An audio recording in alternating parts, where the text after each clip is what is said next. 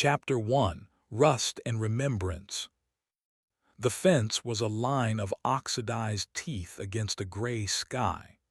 Benjamin Carter pressed his palms flat against the chain link, the cold seeping through his thin work gloves. Rust flaked away under his touch, staining the worn leather a dirty orange.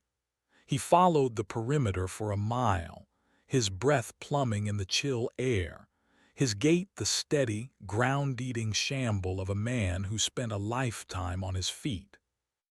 The main gate was a fortress of welded steel plates and concertina wire, a modern scar on the old, cheerful archway that still promised a world of wonder in faded, peeling paint. He ignored it. The main gate was for show. He was not a showman. His destination was a section of the western wall, a place where the concrete foundations met a forgotten drainage culvert. It was a flaw in the design he had noted 20 years ago, a spot where seasonal flooding had softened the earth. He found it hidden behind a thicket of thorny, invasive bushes that tore at his jacket. The air here was thick with the smell of stagnant water and decaying leaves. He dropped to his knees, the damp cold instantly soaking through the fabric of his trousers. The culvert's iron grate was heavy, its bolts long since fused into a solid mass of corrosion. It was not his way in. His way in was beside it. He pulled a small, flat pry bar from the canvas bag slung over his shoulder. He started digging at the base of the concrete wall, scraping away packed dirt and tangled roots. His movements were methodical, economical. Sweat beaded on his brow, mingling with the grime. He was not a young man. Each motion was an argument with the stiffness in his shoulders, the ache in his lower spine. But the thought of the promise kept his hands moving, kept the bar chipping away at the foundation. "Right here, Benny," Sarah had said, her voice light as she tapped the bronze plaque at the statue's base. "This big lug will keep me safe." The sun had been warm on their faces. The air was a cacophony of life, the roar of the lions, the screech of macaws, the happy shrieks of children running with sticky hands. He had laughed, wrapping an arm around her. The great silverback gorilla statue loomed over them, a magnificent 20-foot sculpture of peaceful strength. He had been the head groundskeeper then. The zoo was his kingdom and she was his queen. "He's not so tough," Ben had replied, pressing a kiss to her temple. "I saw them deliver him on a flatbed."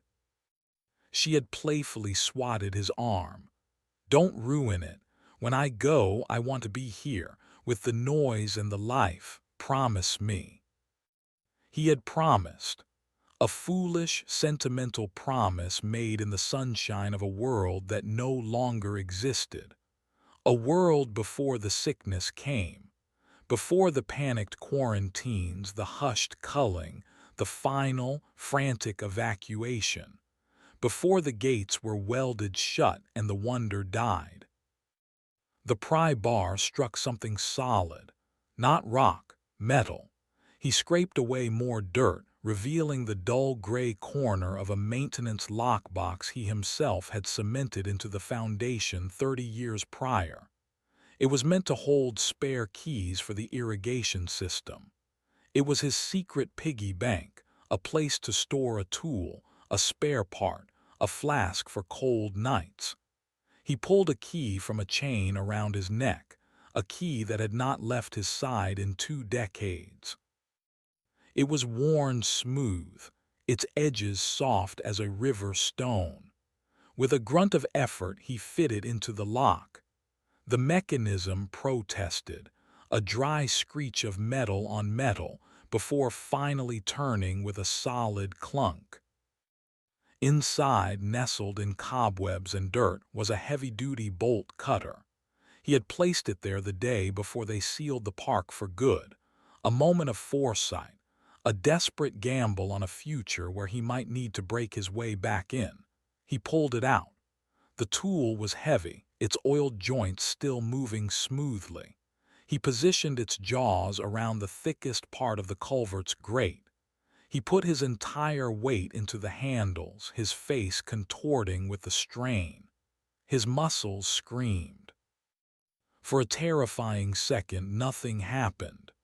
Then, with a sharp crack that echoed in the quiet wood, the bolt snapped. He cut two more. It was enough. He wrenched the grate open, the sound of grinding metal loud in the stillness. The opening was a black maw no bigger than a manhole. The smell that wafted out was foul, a century of rot. He hesitated for only a moment. He had to do this. He had the urn in a padded container inside his bag. He had a promise to keep. He slid his legs into the darkness, his boots finding purchase on the slimy floor of the culvert. He lowered himself, scraping his back on the rough concrete edge. Inside, the darkness was absolute. He pulled a small flashlight from his bag, its beam cutting a weak yellow circle through the oppressive gloom. The tunnel was tight, the walls slick with a cold, greasy film. Water dripped from the ceiling, each drop a percussive beat in the silence. He moved forward, hunched over, his bag bumping against the low roof.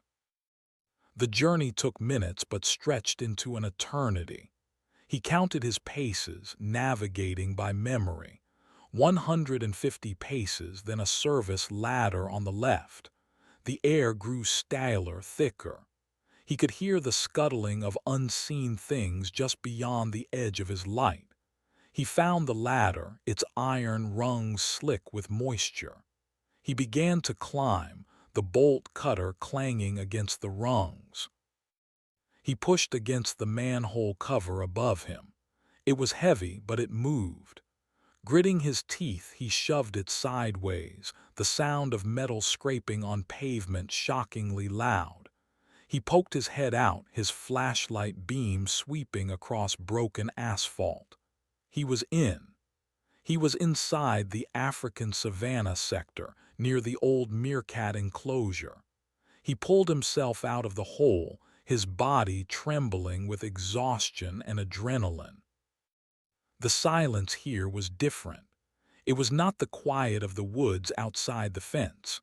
It was a hollow, expectant silence, a void where a world of sound used to be. The wind moved through the skeletal branches of acacia trees, a low, mournful sigh. Overgrown grass, knee-high and silvered by the gray light, carpeted everything. A child's red ball lay half-submerged in a puddle of brown water. He stood, taking in the desolation.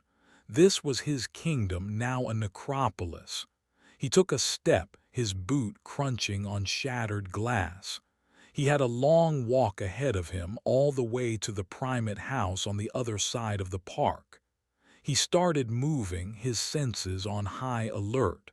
The place felt watched. It felt occupied. He passed the lion enclosure. The great rock formations were still there, but the moat was a stinking green soup. The viewing glass was shattered, a spiderweb of cracks obscuring the empty den within. He remembered the magnificent male, Samson, his roar a primal force that could be heard from the parking lot. Now only the wind answered. He found the first sign near the abandoned food court. A fire pit, not an old one. The ashes were dark, the ground around it trampled. A sharpened stick lay nearby, its end blackened. Someone was here, squatters, he assumed, junkies. He felt a knot of apprehension tighten in his stomach. He had planned for the physical obstacles. He had not planned for people. He pulled the pry bar from his bag, holding it tight in his fist. He skirted the open plaza, sticking to the shadows of the crumbling gift shops. He moved with a new kind of caution, his eyes scanning every overgrown bush, every dark doorway. The sun was beginning its slow descent, painting the undersides of the clouds in shades of bruised purple and orange. He needed to get to the statue, place the urn, and get out before full dark. As he crept past the grand aviary, a massive domed structure of steel and torn netting, a sound cut through the air. It was a whistle, a single, sharp, piercing note that was too clean for any bird he had ever heard in this zoo. It sliced the silence, held for a beat, and then was gone. He froze, his head snapping up towards the skeletal dome. He saw nothing but tangled vines and the gaping holes in the mesh. He told himself it was a strange bird, a survivor.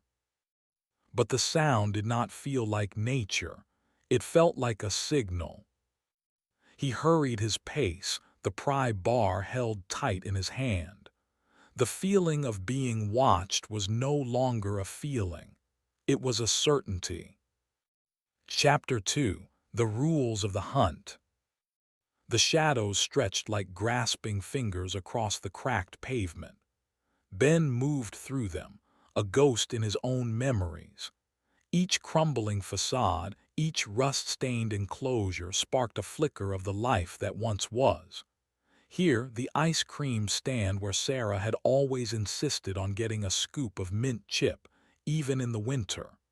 There, the reptile house, its domed roof now a lattice of broken glass and creeping ivy. He remembered the heat inside, the humid smell of earth and something ancient. Now it looked cold, dormant. His destination was ahead, the Primate House Plaza. He could see the top of the great gorilla statue over the skeletal remains of the concession stands. It stood as he remembered it, a monolith of permanence in a world of decay. Relief warred with annoying anxiety. He was close. He slowed his pace as he neared the edge of the plaza, dropping into a crouch behind a large, overturned planter. Thick, hardy weeds grew from it, providing a screen of green. He peered through the leaves. The plaza was a wide, open space, a killing ground a paranoid part of his mind supplied. He had to cross it to reach the statue. He scanned the area, his eyes moving methodically from the shuttered windows of the Primate House to the dark, gaping maw of the bonobo enclosure. Nothing. The place was still. Too still. Then he saw it. A flicker of movement in the shadow of the enclosure's entrance. Not an animal, it was human. A figure emerged, moving with a lithe, predatory grace. It was a woman, her hair matted and wild, her clothes a patchwork of tattered denim and what looked like cured hide. She carried a long spear, its tip a wicked point of sharpened rebar. She was not a junkie. She was a hunter. Ben's blood ran cold. He pressed himself flatter against the planter, his heart hammering against his ribs. The woman, Mara, raised a hand. Two more figures emerged from the shadows to join her. One was a young man, Jax, his movements jerky and impatient, a crudely made axe swinging from his belt. The other was larger, broader, and moved with an unsettling deliberateness. They were all lean, hardened by a life he could not begin to imagine. They were looking at the ground, studying it. They were tracking. They were tracking him. The culvert, the manhole. He had been a fool to think he could enter this place without leaving a trace. These people, whoever they were, knew this ground. This was their territory. A new figure appeared and the others straightened, a subtle shift in their posture that spoke of deference, of fear. This man was tall, commanding. He wore a ragged coat, but across his shoulders was a mantle of faded, tawny fur, a lion pelt, its mane a ragged halo around his head. This was Kalen, the Alpha. He did not need to announce his authority, it radiated from him, a palpable aura of violence and control. Kalen knelt, his fingers tracing the edge of a boot print Ben had left in a patch of soft mud near the plaza's edge. He brought his fingers to his nose, sniffing them. A low growl rumbled in his chest. "He is old." Kalen's voice was a low rasp, yet it carried across the plaza. "The tread is worn, the step is heavy, not one of the Canopy clan, not a scavenger." He stood, his gaze sweeping the plaza, and for a heart-stopping moment his eyes seemed to lock directly onto Ben's hiding spot. Ben held his breath, his knuckles white on the pry bar. "He came from the ground," Mara said, her voice flat, devoid of emotion. She pointed with her spear towards the direction of the African savanna. "The scent is stale, hours old, but fresh here. He is close." "Why is he here?" Jax practically vibrated with aggressive energy. "Is he prey?" "Everything that enters our world is prey," Kalen corrected him, his tone that of a teacher instructing a slow student. "The question is not what it is, but what it offers. A challenge, a meal, a lesson." He began to walk the perimeter of the plaza, his movements deliberate like a predator circling a trap. "This one is different. He did not come over the wall. He came from below. He has knowledge of the old ways, the old paths." Ben's mind raced. His one advantage, his knowledge of the zoo's layout, its secret tunnels and service corridors, was already known to them. He was not just an intruder, he was an anomaly, a puzzle they wanted to solve before they destroyed him. "Find him," Kalen commanded. "Mara, you take the high ground, the roofs of the ape house. Jax with me. We sweep the plaza, let him run. I want to see where he goes. I want to see what he knows." Mara nodded once and melted into the shadows, heading for a rusted service ladder on the side of a building. Her movements were silent, fluid. She was a phantom. Kalen and Jax began their sweep, moving apart to cover more ground. They were patient, their eyes missing nothing. Ben was trapped. The planter offered temporary concealment, but it was in the open. To his left was the plaza and the hunters. To his right, the long, exposed walkway towards the grand aviary.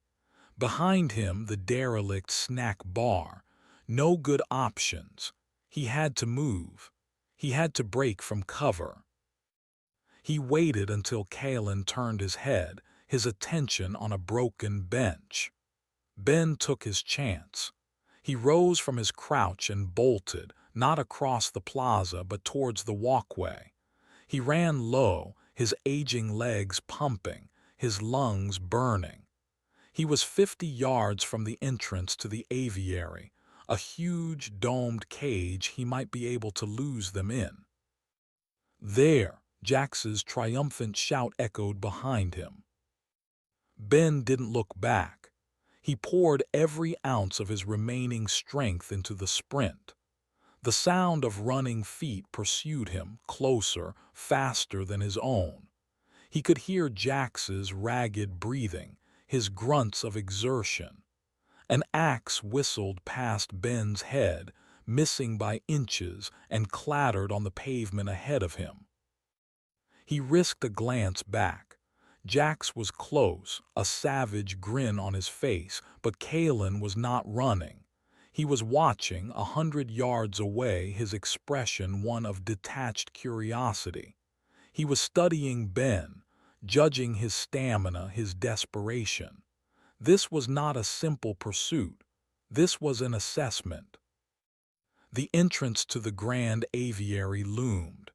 It was not a door, but a wide opening blocked by a curtain of heavy, hanging plastic strips, yellowed and cracked with age.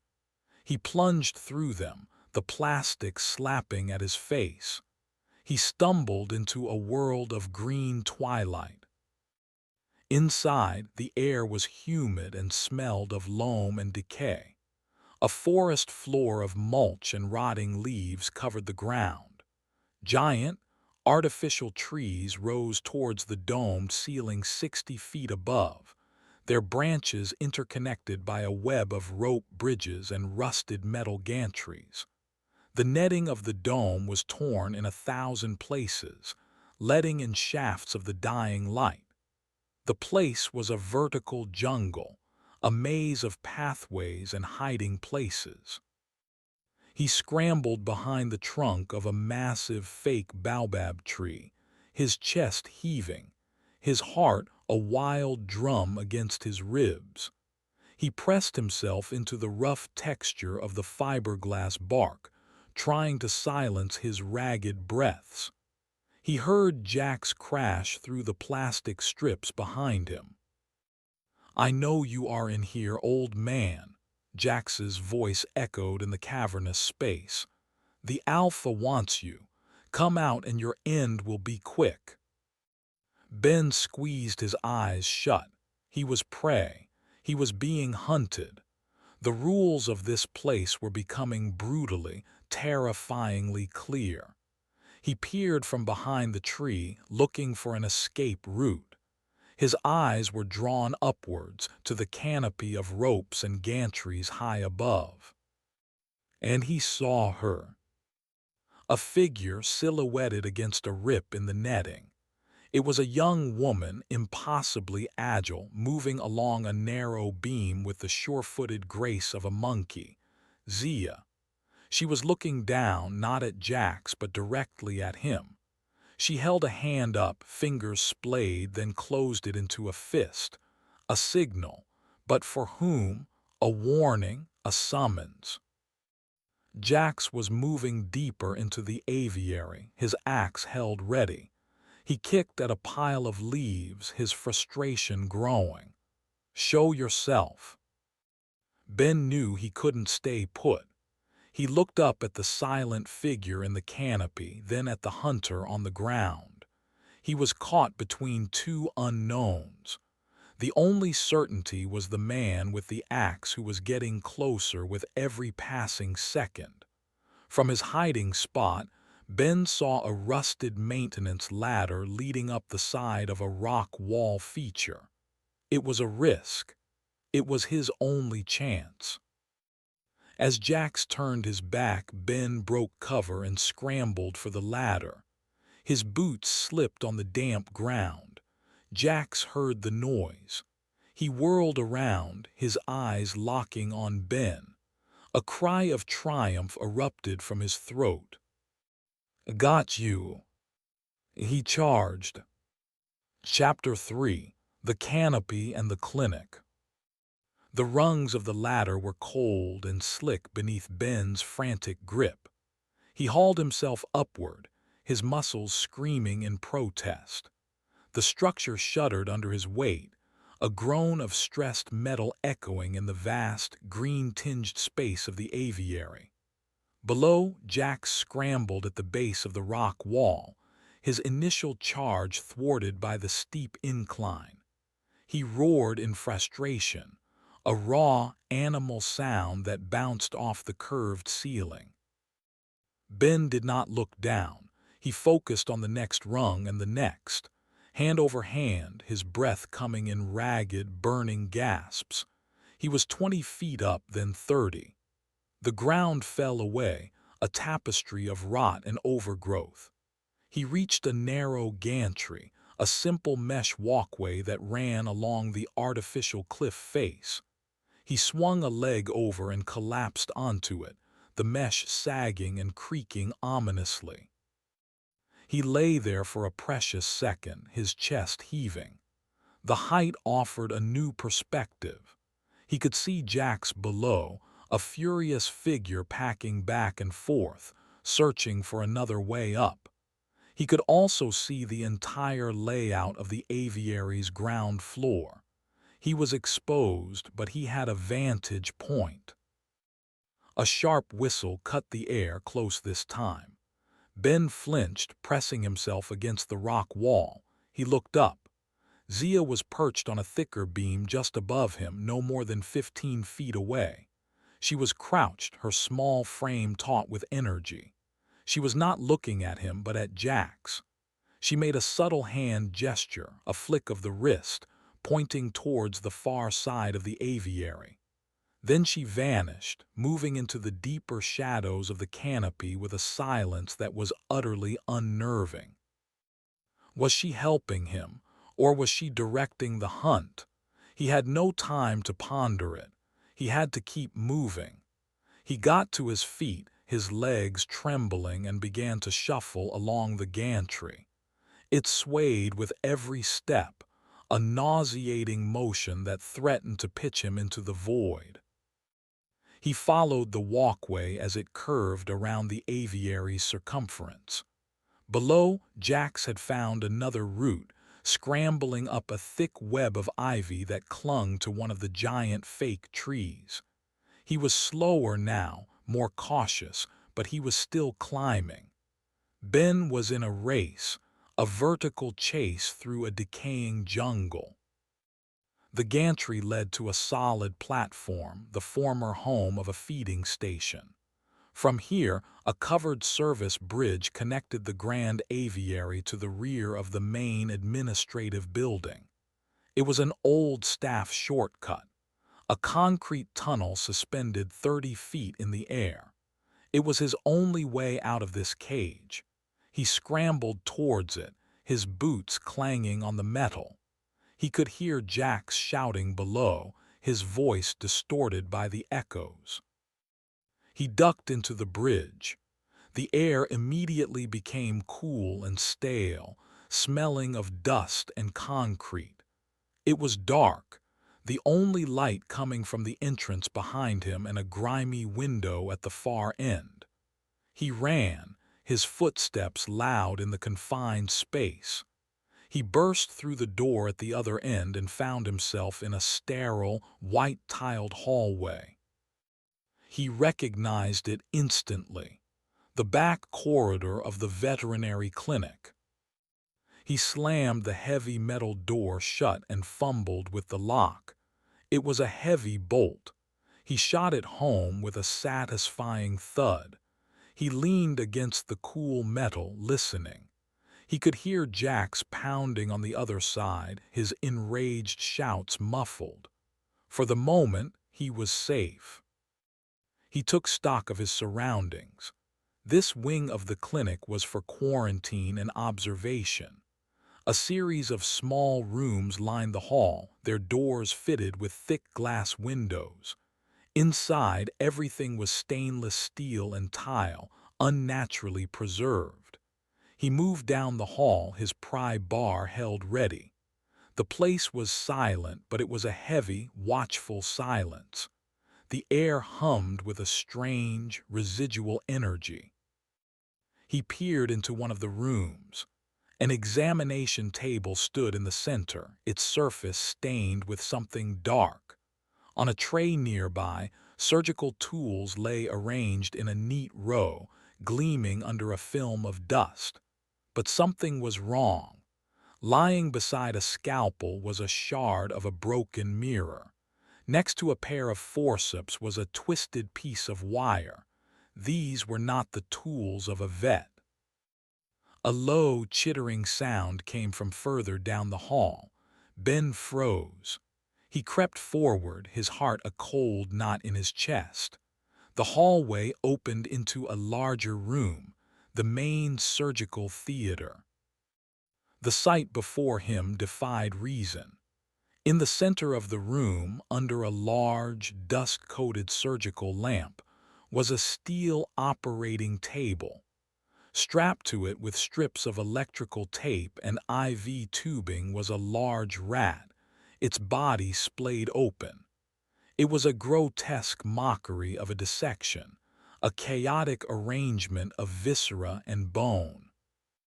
And bent over the table, its back to him, was the surgeon. It was a rhesus macaque, large for its species, its fur patchy, its skin scarred. It was hunched over its work, its long, delicate fingers moving with a terrifying precision. It held a shard of glass in one hand and a length of wire in the other. It was meticulously rearranging the rat's internal organs, occasionally pausing to cock its head as if considering its composition. A low, guttural noise of concentration came from its throat. Ben started to back away slowly, his mind struggling to process the horror. This was the surgeon, the creature Olin, the storyteller, might have spun tales about, a survivor of some twisted experiment, a primate driven mad by the procedures it had seen or endured, now doomed to mimic them with a ghastly, creative fervor. On a steel counter against the far wall, Ben saw its other creations, a gallery of horrors.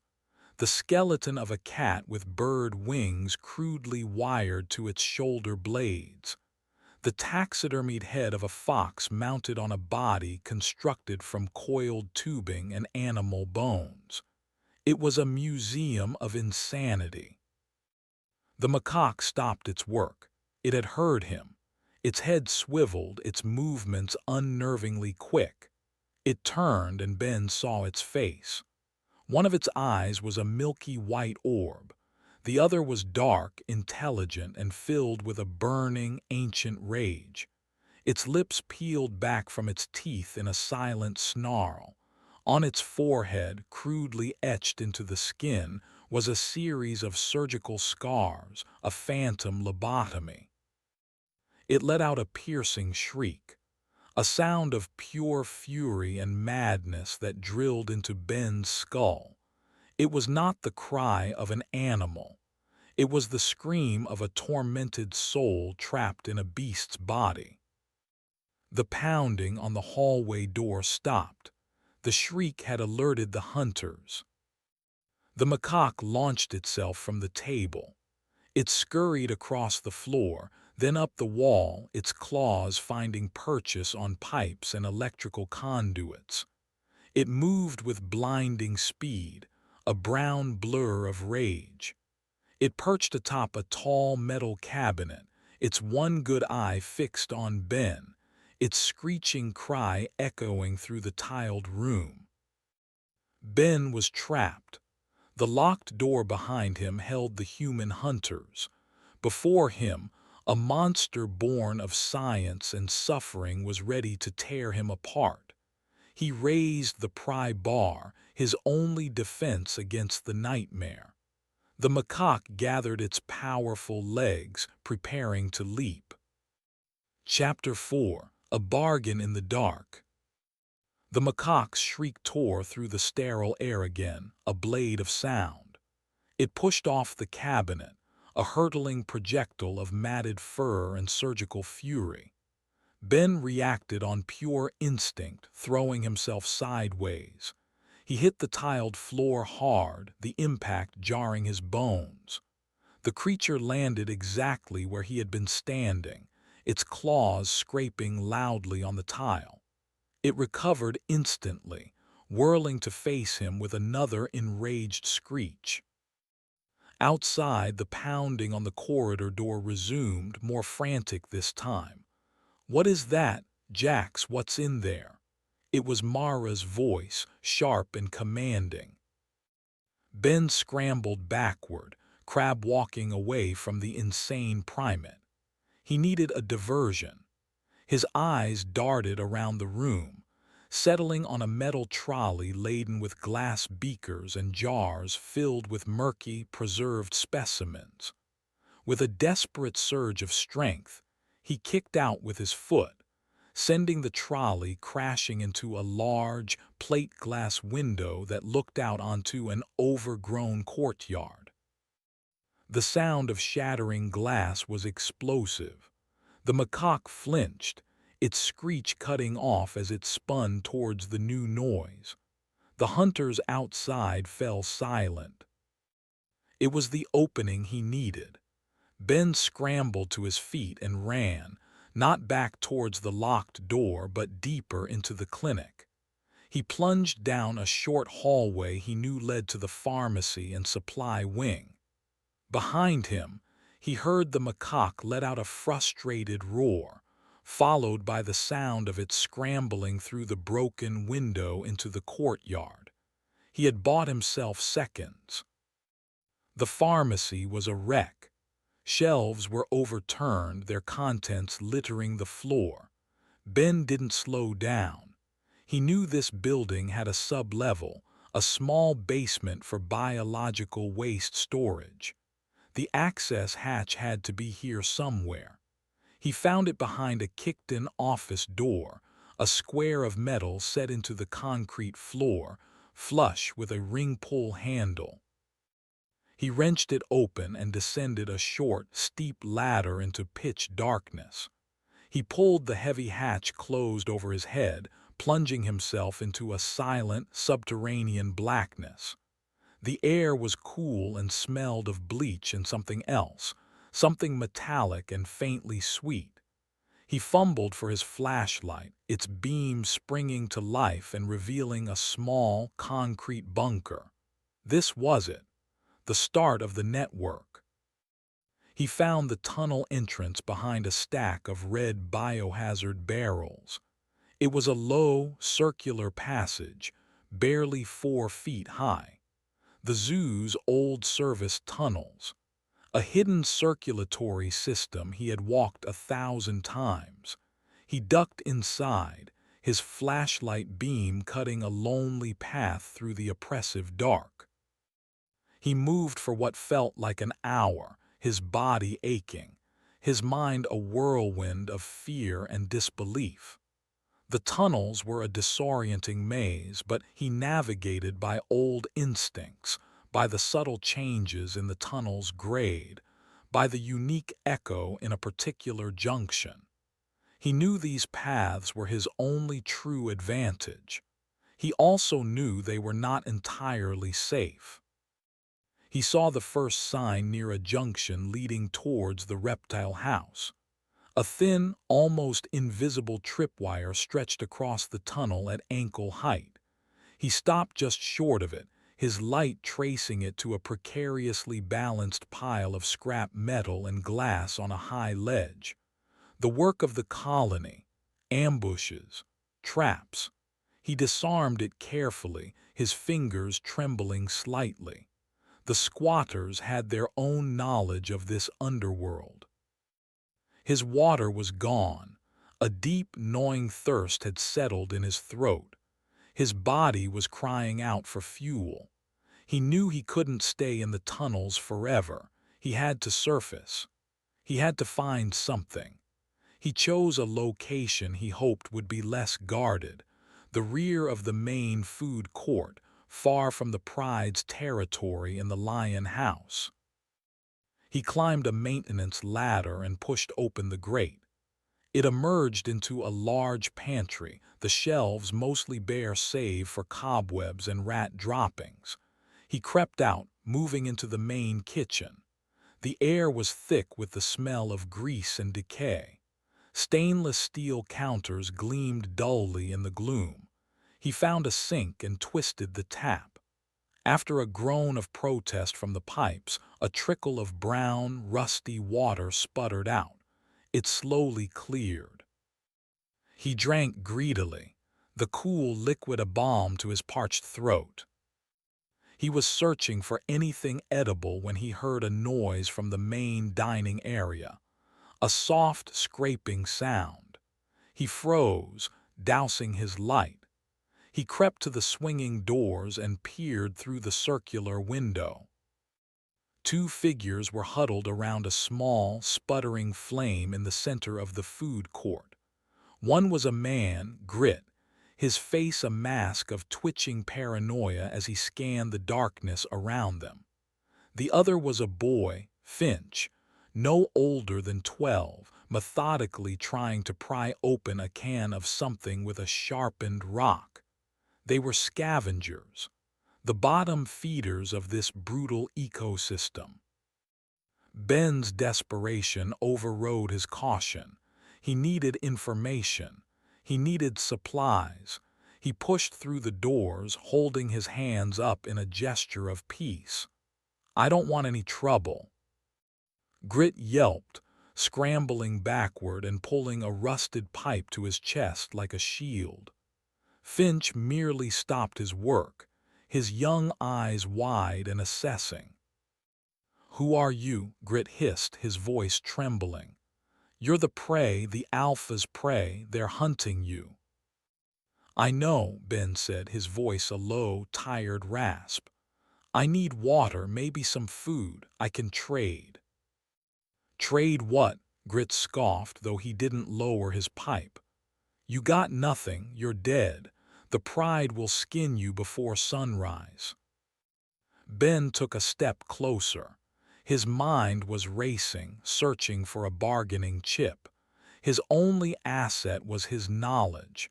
It was a dangerous card to play, but it was the only one he held. "I can get you food, real food." Grit's eyes narrowed with suspicion. "Lies, there's nothing left. We've picked this place clean." "Not everywhere," Ben said, his voice steady. He remembered the old director's lounge, a VIP area on the second floor of the administration building overlooking the main entrance. Stocked for entertaining wealthy donors. It had its own pantry, sealed with a keycard lock he knew how to bypass. Preserved food, canned goods, sealed jars, enough to last you a month. The boy Finch looked up, his interest piqued. The rock fell from his hand. "Where?" the boy asked, his voice quiet but clear. Before Ben could answer, Grit shook his head. "It's a trick. He's trying to lead us to the Pride, a trap." "It's not a trap," Ben insisted, looking at the boy. "But I can't get there alone, not with them hunting me. I need a guide through the open spaces, someone who knows the patrols." A long silence hung in the cavernous room. Grit was torn, his greed warring with his cowardice. Finch, however, was studying Ben with an unnerving intensity. He saw the grime, the exhaustion, but he also saw the determination. He saw a man from the old world. "We can do it," Finch said suddenly, looking at Grit. "We know the way, through the old gift shop across the roof.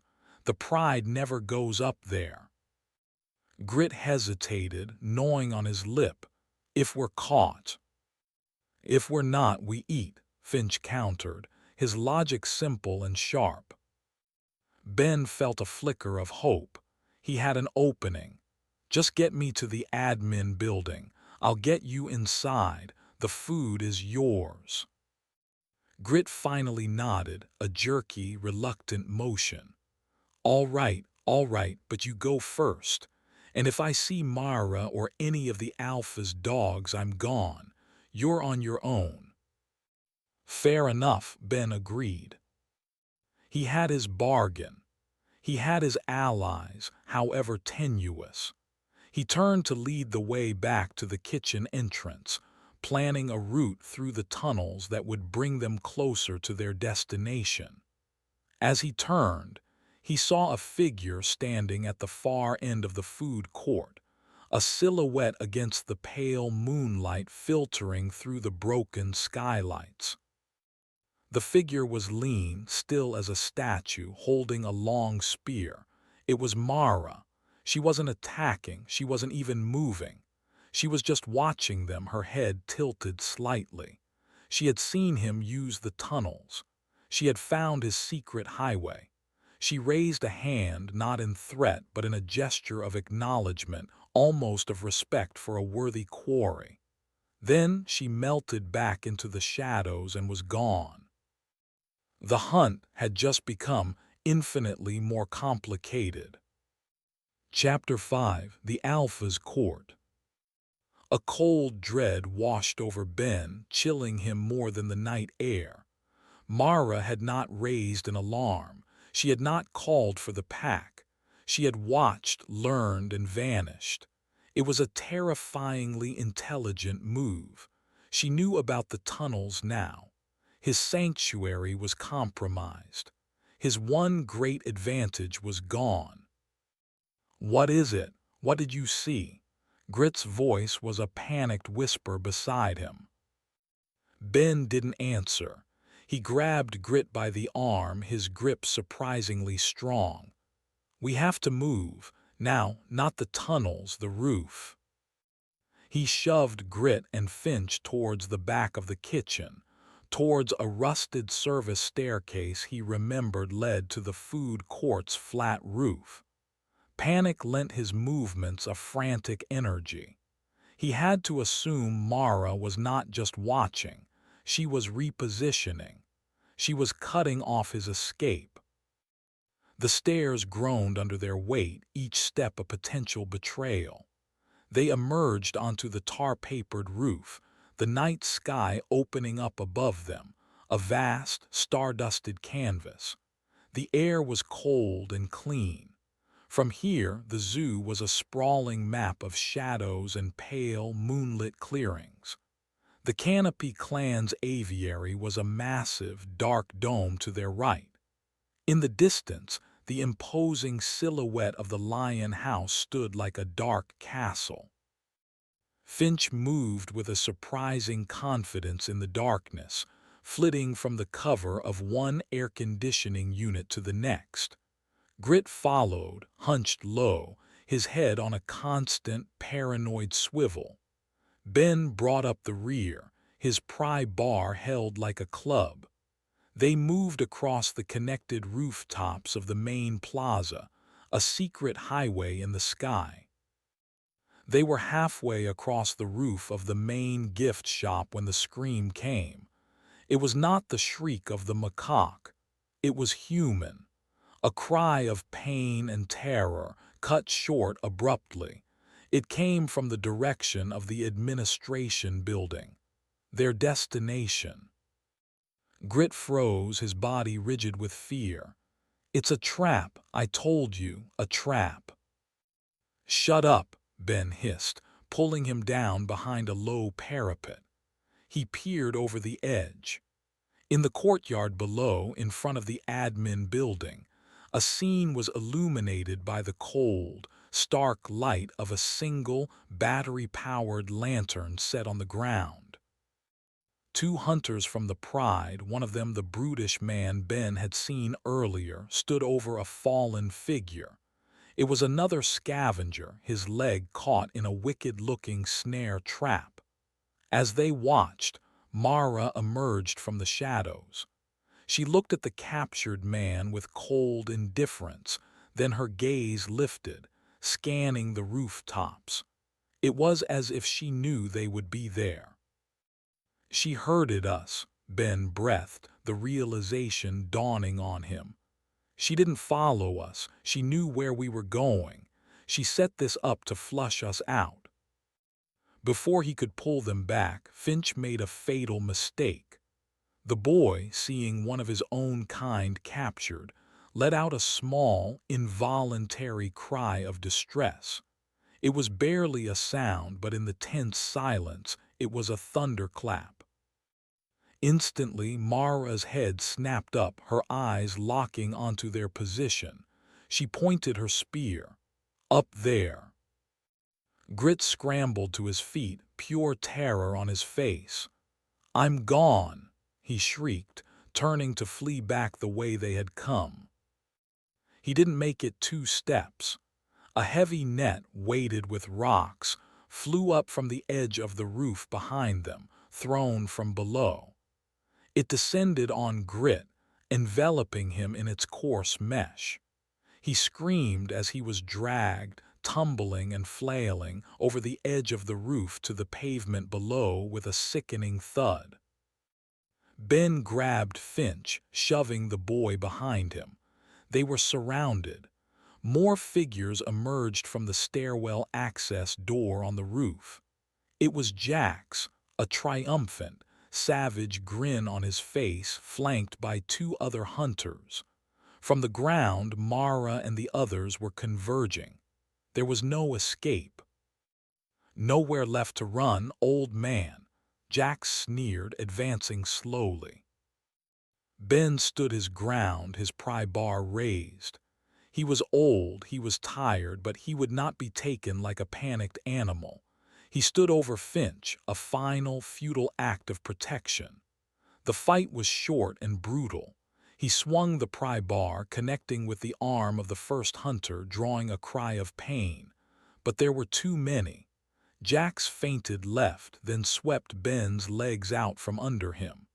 Ben crashed to the roof, the air knocked from his lungs.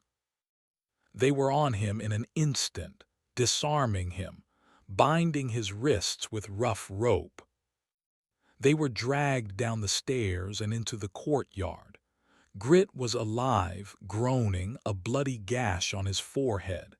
The captured scavenger was silent. Ben and Finch were shoved forward, forced on a grim march towards the heart of the zoo, towards the lion house. The pride's territory was a terrifying spectacle. The area around the old enclosure was lit by a large bonfire, its flames casting dancing, monstrous shadows on the rock walls. The entire faction was there, 24 or more, their faces hard and lean in the flickering light. They sat on the tiered viewing platforms, an audience in a savage coliseum. At the center of it all, on the highest point of the rock formation inside the enclosure, sat Kalen. He was not just sitting, he was holding court. He looked down as Ben and the others were forced to their knees before the empty, stinking moat. Mara, Kalen's voice was calm, but it commanded the attention of everyone present. Report. Mara stepped forward, her spear held loosely at her side. The prey has knowledge. He uses the deep tunnels. He sought an alliance with the scavengers, offering food from the old world in exchange for passage. Kalen's eyes, burning with a fierce intelligence, settled on Ben. He descended from his perch, moving with a predator's liquid grace, and crossed the dry moat on a makeshift bridge of planks. He circled Ben, examining him like a new and interesting specimen. "You come into my kingdom," Kalen began, his voice a low growl. "You sneak through the dirt like a rat. You try to bargain with the carrion eaters. You promise them treasures you do not possess. For what?" He crouched in front of Ben, his face inches away. Ben could smell the wood smoke and cured meat on his breath. "Why are you here, old man?" Ben's jaw was tight. He would not give this man the satisfaction of his fear. "I have a promise to keep." Kalen laughed, a short, humorless bark. "A promise? Promises are words. They are wind. They have no meaning here. Here there is only the law of the tooth and the claw. The strong eat. The weak feed them. That is the only promise that is ever kept." He stood, turning to address his people. This one thought his old knowledge would make him strong. He was wrong. His knowledge only made his fear more interesting to watch. He gestured to Jax. "The boy belongs to the scavengers. Let them have him back. A reminder of the price of dealing with outsiders." Jax shoved Finch, sending him stumbling away into the darkness. The boy gave Ben one last, terrified look before disappearing. Kalen then pointed at Grit, who was now conscious and trembling. This one screamed. He showed weakness. He is no longer useful. Two hunters grabbed the whimpering scavenger and dragged him away from the firelight. Ben heard a brief struggle, then a choked-off gurgle. Finally, Kalen's attention returned to Ben. You, the prey, you are different. You do not scream. You do not beg, you fight. This offers a better lesson. He raised his voice for all to hear. There will be a hunt at dawn, a special hunt for this special prey. He will be given a head start, 1 hour. If he can survive until the next sun rises, he will have earned his life. He will be free to keep his meaningless promise. A cheer went up from the assembled pride. It was a game to them, the ultimate sport. Ben knew it was a lie. There was no escape. It was just a more elaborate execution. Take him to the isolation cage, Kalen commanded. Let him think about the coming day. Ben was hauled to his feet and dragged towards the old chimpanzee enclosures. They were a line of smaller, concretan steel cages, separate from the main house. They shoved him into one, the barred door slamming shut with a deafening clang. The lock, a heavy, rusted bolt, was shot home. He was alone in the dark, the distant bonfire painting faint, orange stripes on the concrete floor. The smell of old animals and despair was thick in the air. He slumped against the cold wall, his body a symphony of pain. He had failed. Then a new sound drifted on the night wind. It was faint, discordant, a tinny, off-key melody. It was the sound of a carousel, the one near the old petting zoo, turning slowly in the darkness. It was a deeply unsettling nursery rhyme tune that had no place in this savage world. As the ghostly music played, another sound joined it, much closer this time. A sharp, piercing screech of rage from the direction of the vet clinic. A sound that promised a different kind of horror, one that did not play by any rules. The board was set, the pieces were in motion, and he was the pawn at the center of it all. Dawn was only a few hours away. Chapter 6. A Debt in the Darkness. The lock's clang echoed, a sound of finality. Ben slumped against the cold concrete wall of the chimpanzee cage, the rough surface scraping against his back. His wrists burned where the ropes had been, the circulation slowly, painfully returning to his hands. Outside, the bonfire in the pride's court cast a flickering, hellish orange against the clouds, a false dawn. The sounds of their revelry, the coarse laughter and boasts, carried on the night air. They were celebrating their kill before the hunt had even begun. He was an old man in a cage, waiting for the sun. A wave of profound exhaustion washed over him, a bone-deep weariness that had nothing to do with his frantic run through the zoo. It was the weight of his failure. He had broken into this graveyard of his past to honor a promise, a final, foolish act of love for Sarah.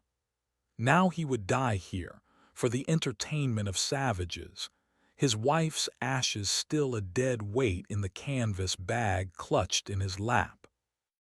He pressed his face into the rough fabric of the bag.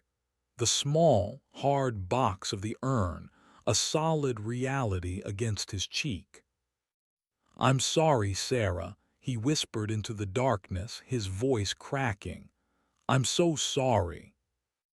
The distant, off-key music of the carousel continued its maddening loop, a ghostly counterpoint to the wrath-throated shouts of the pride. It was joined by the occasional piercing shriek of the macaque from the direction of the clinic, a sound of pure, undiluted madness. This place was a symphony of derangement. He closed his eyes, trying to shut it out, trying to remember the zoo as it was. The scent of popcorn, the bright colors of the parrots, the warmth of Sarah's hand in his. A soft scraping sound nearby snapped his eyes open. It was close, too close. It came from the base of the cage door. He sat up, his body instantly tense, every nerve on fire. He peered into the gloom. The bonfire's light was too distant to offer much illumination here in the shadow of the chimp house. He could see nothing but the dark bars and the trampled dirt outside. The sound came again, metal on dirt, a whisper of movement. "Who's there?" Ben's voice was a low growl. There was no answer, only a tense silence. He held his breath, listening. He could hear the drip of water from a broken gutter, the rustle of the wind in the overgrown grass. Then, a small, dark shape materialized at the base of the bars. It was a hand, pushing a small object through the gap between the concrete floor and the bottom of the steel door. Ben crawled forward, his joints protesting. He reached the bars and saw the offering. It was a water skin, the kind the squatters made from cured animal bladders. Next to it was a small, dark lump. He looked up, trying to see the person on the other side. A face emerged from the deepest shadows, small and pale in the darkness. It was Finch. The boy's eyes were wide, darting nervously towards the distant fire. He pressed a finger to his lips. "What are you doing here?" Ben whispered, his voice hoarse. "They'll kill you if they find you." "They think all scavengers are cowards," Finch replied, his voice barely audible. "They won't look for me here. You tried to help me. In the food court. You stood in front of me." Ben looked from the boy's earnest face to the gifts on the ground. He reached through the bars and took the water skin, his hand trembling. The water was lukewarm and tasted of earth, but it was the most wonderful thing he had ever drunk. He took a long swallow, the liquid soothing his raw throat. "This is foolish, kid. You need to go." "You need to live," Finch countered with a simple, stark logic. He pushed the other object forward. It was a piece of flat, hard bread, dry but nourishing. "Eat. You'll need strength." Ben took the bread, his pride warring with his desperation. He broke off a piece and chewed it slowly, the coarse texture scraping the roof of his mouth. It tasted like survival. "Why, Finch? Why risk this for me?" The boy looked down, scuffing the dirt with the toe of his worn boot. "Grit. He was my friend. He was a coward, but he was my friend. They killed him for nothing. The scavenger they trapped. He had a sister, everyone here. They just take. You were going to give, the food. It was real, wasn't it?" "It's real," Ben confirmed, his voice heavy. Finch nodded as if that settled the matter. "Then you have to get to it, you have to show them." He looked around again, his fear palpable. "You can't use the tunnels, Mara knows. I saw her watching you come from the pantry. She's smart. She'll have them watched. Vex and the colony will have them trapped. They made a deal with the Pride." Ben's stomach tightened. A deal. His last refuge was not just known, it was actively being turned into a death trap. "Where can I go?" Finch thought for a moment, his brow furrowed. "The water," he said suddenly. "The big moat, around the old elephant exhibit. It connects to the hippo pools and the waterway for the jungle cruise boats. It's deep. It stinks. The Pride never goes in it. They say Old Man Croc owns the water." Ben's mind flashed with the memory of the massive crocodile, a living relic even when the zoo was operational. The thought of swimming in that murky, Unknown water was terrifying, but it was better than facing the pride on open ground. "Listen," Finch said, his voice urgent now. He pushed one last item through the bars. It was a small, thin piece of metal bent at the end, a crude lock pick fashioned from the pin of a fire extinguisher.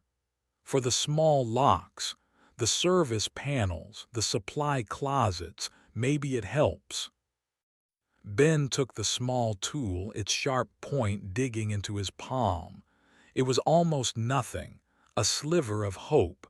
"Thank you, Finch." "Survive the sunrise," the boy said. He gave Ben one last look, a strange mix of fear and admiration in his young eyes. Then he melted back into the shadows and was gone as silently as he had appeared. Ben was alone again, but something had shifted. The crushing weight of despair had lessened, replaced by a tiny, fragile spark. He was no longer just a victim waiting for slaughter. He had a choice. He had a chance. He looked at the lock on his cage door. It was a massive, heavy bolt, far too strong for the flimsy pick Finch had given him. He wouldn't escape this cage. He would be released. He finished the water and the bread, forcing his body to accept the fuel. He sat with his back to the bars, facing the inside of the cage, and listened.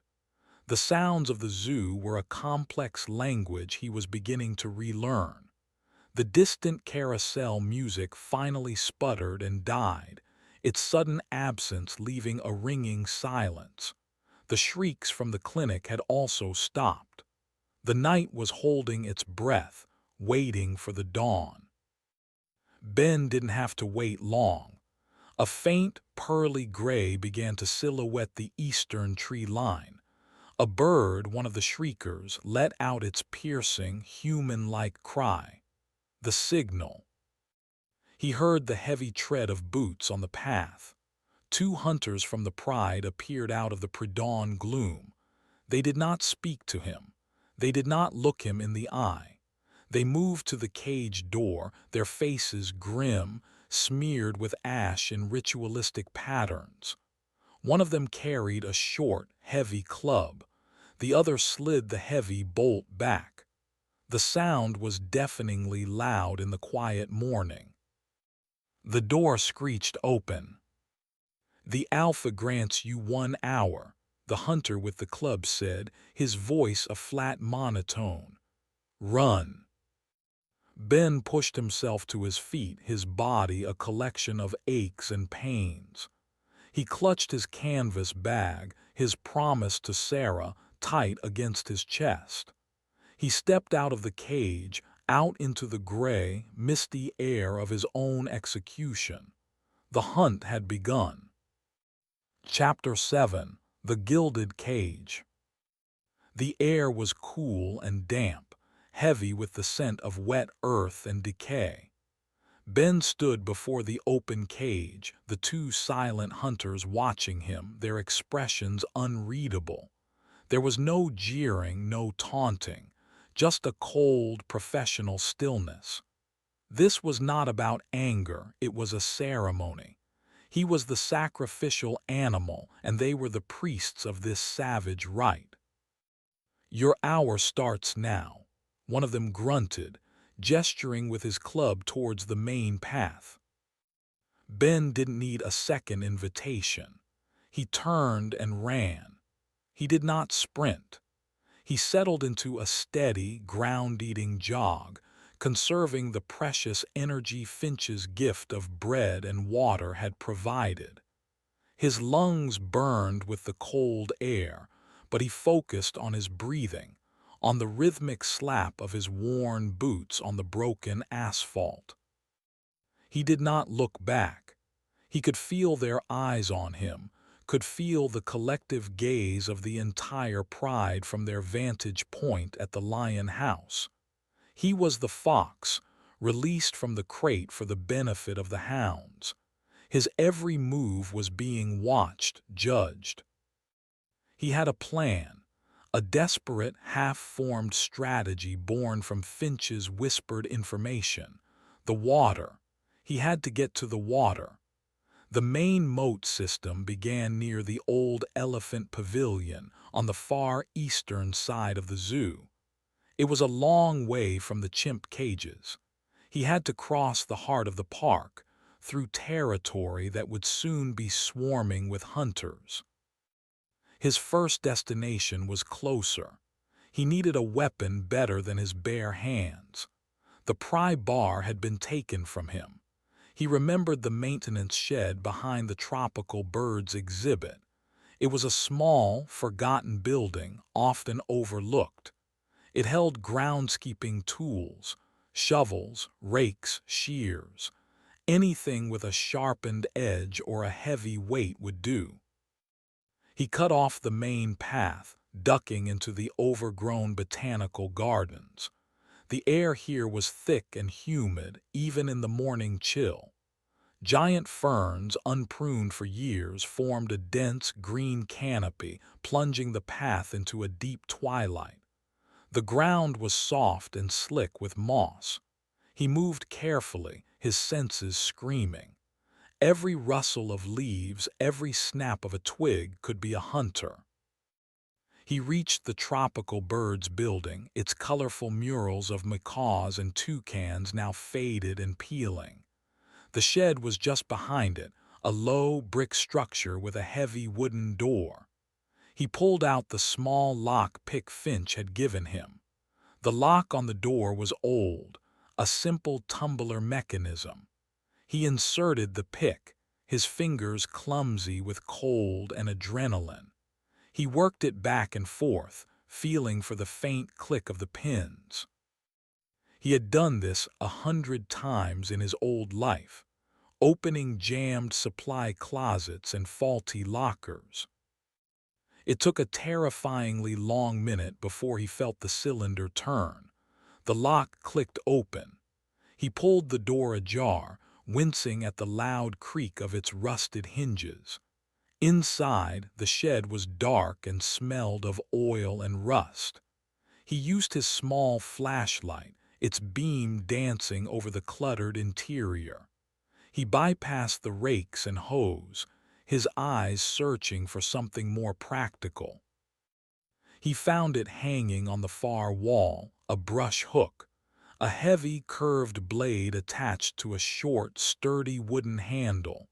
It was designed for clearing thick undergrowth, sharp and brutally effective. It was heavy, but it felt solid, real in his hands. It was a chance. Armed, he felt a sliver of confidence return. He was no longer entirely helpless. He exited the shed and began making his way east, sticking to the most overgrown and forgotten paths. He passed the abandoned reptile house, its entrance a dark, gaping maw. He remembered Finch's warning about Vex and her traps. The colony would be watching the tunnels, but they might have laid snares on the surface paths as well.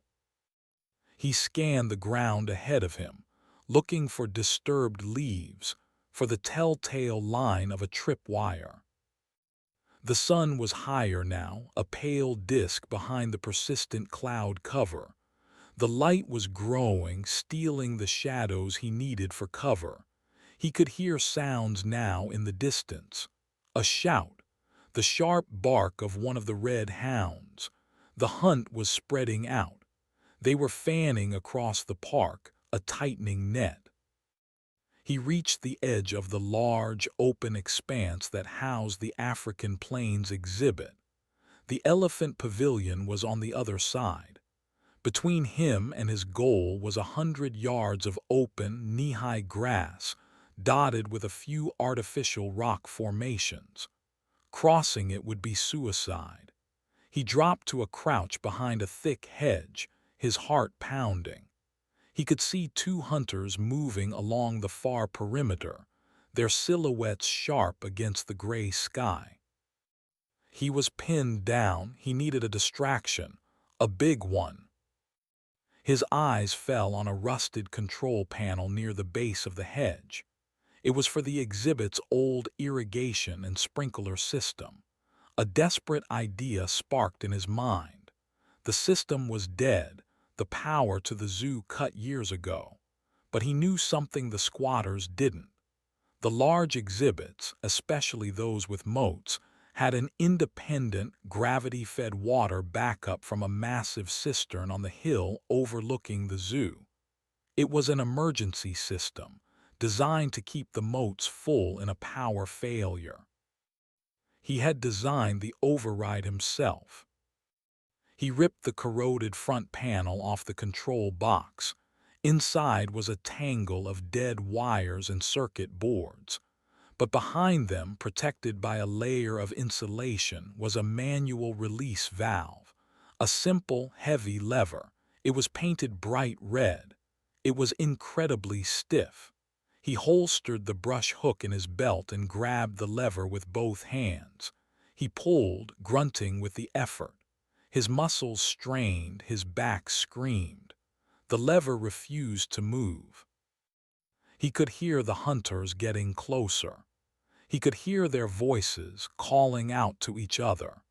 He gave one last, desperate heave, putting every ounce of his fear and rage into the motion. The lever moved with a deafening screech of protesting metal. For a moment, nothing happened. Then, with a deep, subterranean groan, the ground began to tremble. A series of loud clunks echoed across the field as underground valves were forced open. From dozens of sprinkler heads hidden in the grass, massive geysers of brown, stagnant water erupted into the air, 20 feet high. The hunters in the field yelled in surprise, caught in the sudden deluge. The powerful jets of water created a thick, impenetrable screen. It was a wall of water and chaos. Ben didn't wait to see the result. He sprinted from his cover, plunging into the artificial rainstorm. The water was icy cold, soaking him to the skin in seconds, but it was the perfect cover. He ran blindly, navigating by instinct, the roar of the sprinklers deafening. He burst out of the watery curtain on the far side of the field, right at the base of the elephant pavilion. He had made it, but his celebration was cut short. Standing there, waiting for him, as if she had anticipated his every move, was Mara. She held her rebar spear, her intense eyes fixing him with a look that was not anger but a kind of clinical appraisal. She had not been fooled. Behind her, the dark, murky water of the moat beckoned. It was his only path. He raised his brush hook, the heavy blade dripping with water. He and the hunter stood facing each other, the roaring sprinklers and the shouts of the other hunters a chaotic backdrop to their silent standoff. The real hunt had just begun. Chapter 8: The Sound and the Fury. Mara didn't move. She stood between Ben and the moat, a silent, deadly obstacle. Her stance was relaxed, but her eyes were sharp, missing nothing. She was not like Jack's, driven by rage and ego. She was a problem to be solved, and he was the equation. Ben feinted left, the brush hook a heavy weight in his hand. Mara shifted her weight, mirroring him perfectly, her spear held low and ready. He was outmatched. He knew it. She was younger, faster, and had spent years honing her skills in this savage arena. A direct confrontation was a death sentence. He had to change the equation. Behind him, the roar of the sprinklers began to die down as the emergency reservoir pressure dropped. His cover was fading. He risked a glance over his shoulder. Through the thinning curtain of water, he could see other hunters emerging from the deluge. their figures dark and menacing. Jax was among them, his furious shout carrying across the field. Ben lunged, not at Mara but to her right towards the edge of the moat. It was a clumsy, desperate charge. Mara moved to intercept, her spear flashing out. Ben twisted, bringing the flat of the brush hook's blade up to parry. The impact of the rebar against the steel tool vibrated up his arm, numbing his fingers. The blow knocked him off balance, sending him stumbling backward. His heel caught the edge of the concrete moat wall. He flailed, his arms windmilling, and then he was falling. He hit the water with a shocking, icy splash. The cold was a physical blow, driving the air from his lungs. He was submerged in a foul, black liquid that smelled of rot and ancient filth.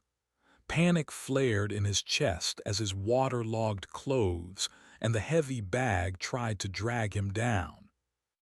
He kicked wildly, fighting his way back to the surface, gasping for air. The water was thick with algae and slime. He could feel things brushing against his legs in the murky depths. He looked up. Mara stood at the edge, looking down at him. She did not throw her spear. She simply watched. The other hunters were arriving at the moat's edge, shouting, pointing. This was what she wanted. He was in the water, exposed, his movements slow and clumsy. He was an easy target, but then he remembered Finch's words. The pride never goes in it. They say old man Croc owns the water. He started swimming, a desperate, churning stroke, away from the edge.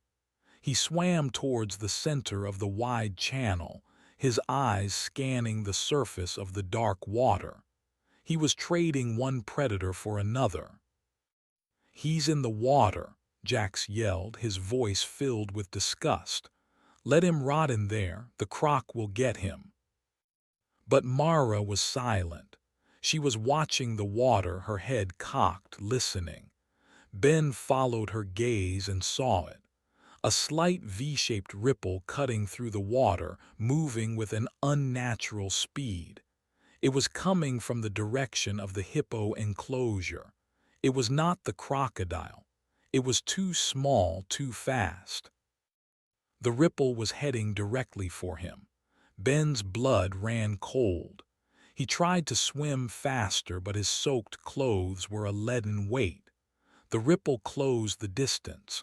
Just as it was about to reach him, a sleek, dark head broke the surface. It was not a crocodile. It was a dog, one of the red hounds. Its fur was slicked down, its eyes burning with a feral intensity. It had been bred for this, a creature that knew no fear of the water. The hound let out a sharp, snarling bark and lunged. Ben twisted in the water, bringing the brush hook around in a clumsy, horizontal slash. The blade connected with the dog's shoulder, a glancing blow. The hound yelped, a sound of pain and rage, and its jaws snapped shut, missing his face by inches. It circled him, a tireless, aquatic predator. On the bank, the hunters cheered. This was part of the sport. Another ripple. Another hound entered the water from further down the bank, then another. He was being surrounded. He was going to be torn apart in this stinking moat. He backed away, treading water, the heavy brush hook his only defense. He was surrounded by 3 silently circling dogs. He had one last, insane idea. He remembered the layout of the old Jungle Cruise attraction. The boat ride's waterway fed into this very moat. The ride itself was a network of narrow, artificial river channels, but at one point it passed directly alongside the rear wall of the veterinary clinic, the wall where he had smashed the window. He turned and swam, ignoring the hounds for a moment, putting all his strength into reaching the opening of the Jungle Cruise channel. The dogs followed, nipping at his heels. He felt sharp teeth graze his boot. He reached the channel entrance, a dark tunnel overgrown with hanging vines. He plunged into it. The channel was narrow, forcing the hounds to come at him single file. He turned, treading water, and faced the first dog as it swam into the tunnel. He waited until it was almost on him, its teeth bared in a snarl. Then he swung the brush hook downward with all his might. The heavy, curved blade struck the hound's head with a sickening crunch. The dog went limp, its body sinking into the black water. The other two hounds hesitated at the entrance, barking furiously but unwilling to enter the narrow, dark space where their packmate had vanished. Ben had a reprieve. He turned and swam deeper into the channel, his movements slow and exhausting. The waterway twisted through a landscape of plastic hippos and fiberglass elephants. It was a surreal, nightmarish journey. He finally saw it, the rear of the clinic. The shattered window was a dark, jagged hole in the concrete wall, about 10 feet above the water level. He swam to the wall beneath it. He could hear the dogs barking further back in the channel, their courage returning. He didn't have much time. He looked for a handhold. The wall was smooth, slick with algae, but a thick, gnarled vine of ivy grew down the wall, its roots digging into the cracks in the concrete. It looked strong. He reached up, his fingers wrapping around the thick vine. He tested it. It held. With the last of his strength, he began to climb. He tucked the brush hook into his belt, its weight pulling him down. His muscles screamed. His arms felt like they were being torn from their sockets. He climbed, foot by foot, the hounds barking furiously below. He reached the level of the window. He pulled himself up, scraping his arms and chest on the jagged edges of the broken glass. He tumbled through the opening and landed hard on the tiled floor inside the clinic. He was back in the madhouse. He lay on the floor, gasping for breath, his body shivering uncontrollably from cold and exertion. The first thing he noticed was the smell, a coppery, metallic scent that was stronger than before. He pushed himself up and saw why. The surgical theater was a scene of carnage. One of the pride's hunters, the one with the club who had released him from the cage, lay on the floor. His body was twisted at an unnatural angle, his throat torn out. He was a victim of the same frenzy Ben had barely escaped. A screech from the hallway told him the architect of this horror was still here. The surgeon. It had been drawn by the noise, and it had found a new plaything. Now it was coming back. Ben had traded the hounds in the water for the monster in the clinic. And from outside, from across the water, he could hear the triumphant shouts of Jax and the other hunters. They had seen where he had gone. They were circling around, coming for him.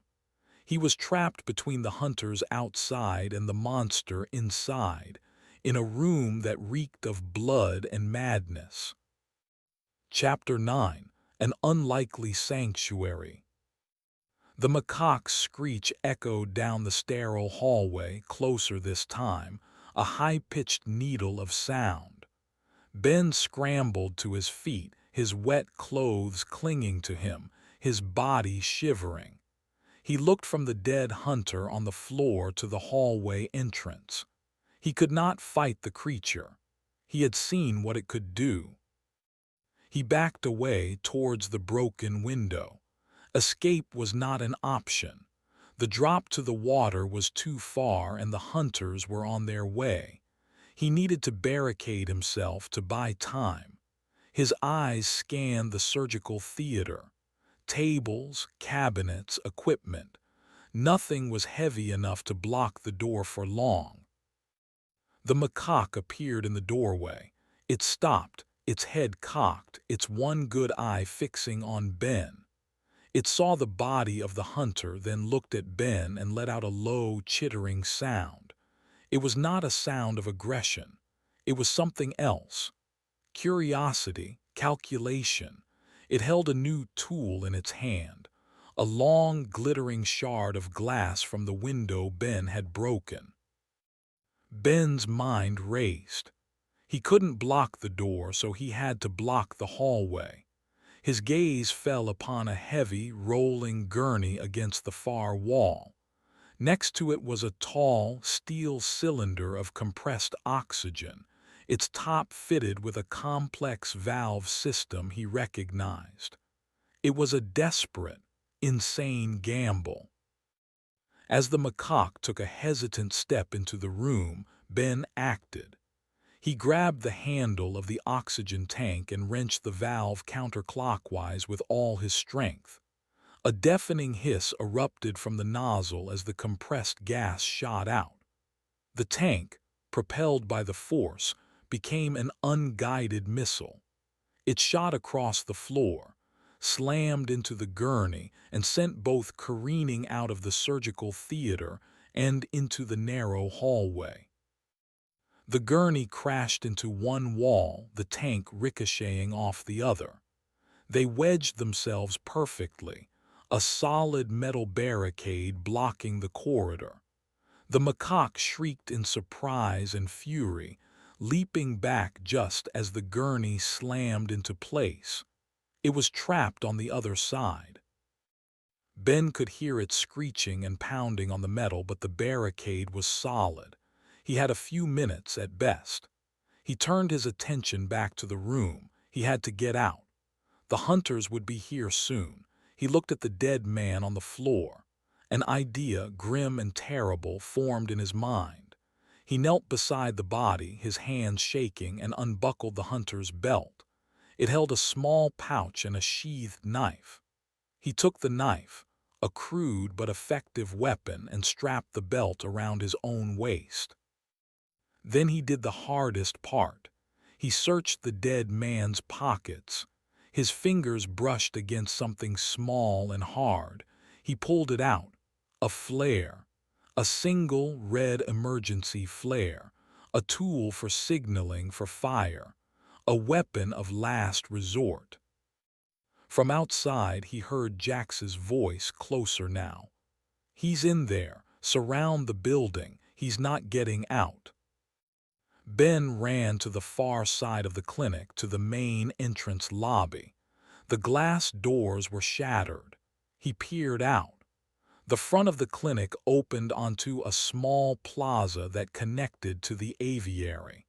He could see two hunters taking up positions, blocking that route. They were tightening the noose. He was trapped, but then he remembered Zia, the girl in the canopy. The aviary was her territory. It was neutral ground, an unknown quantity. It was also his only conceivable path. The main entrance was watched, but what about the service bridge?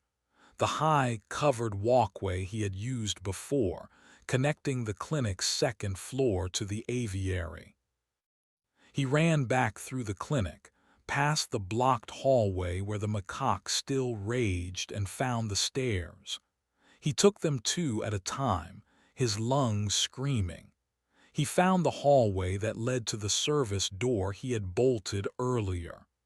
The pounding from Jax's pursuit had dented the metal, but the bolt had held. He slid it open and stepped into the covered bridge. He paused, looking back through the small window in the door. He could see the chaos in the clinic below.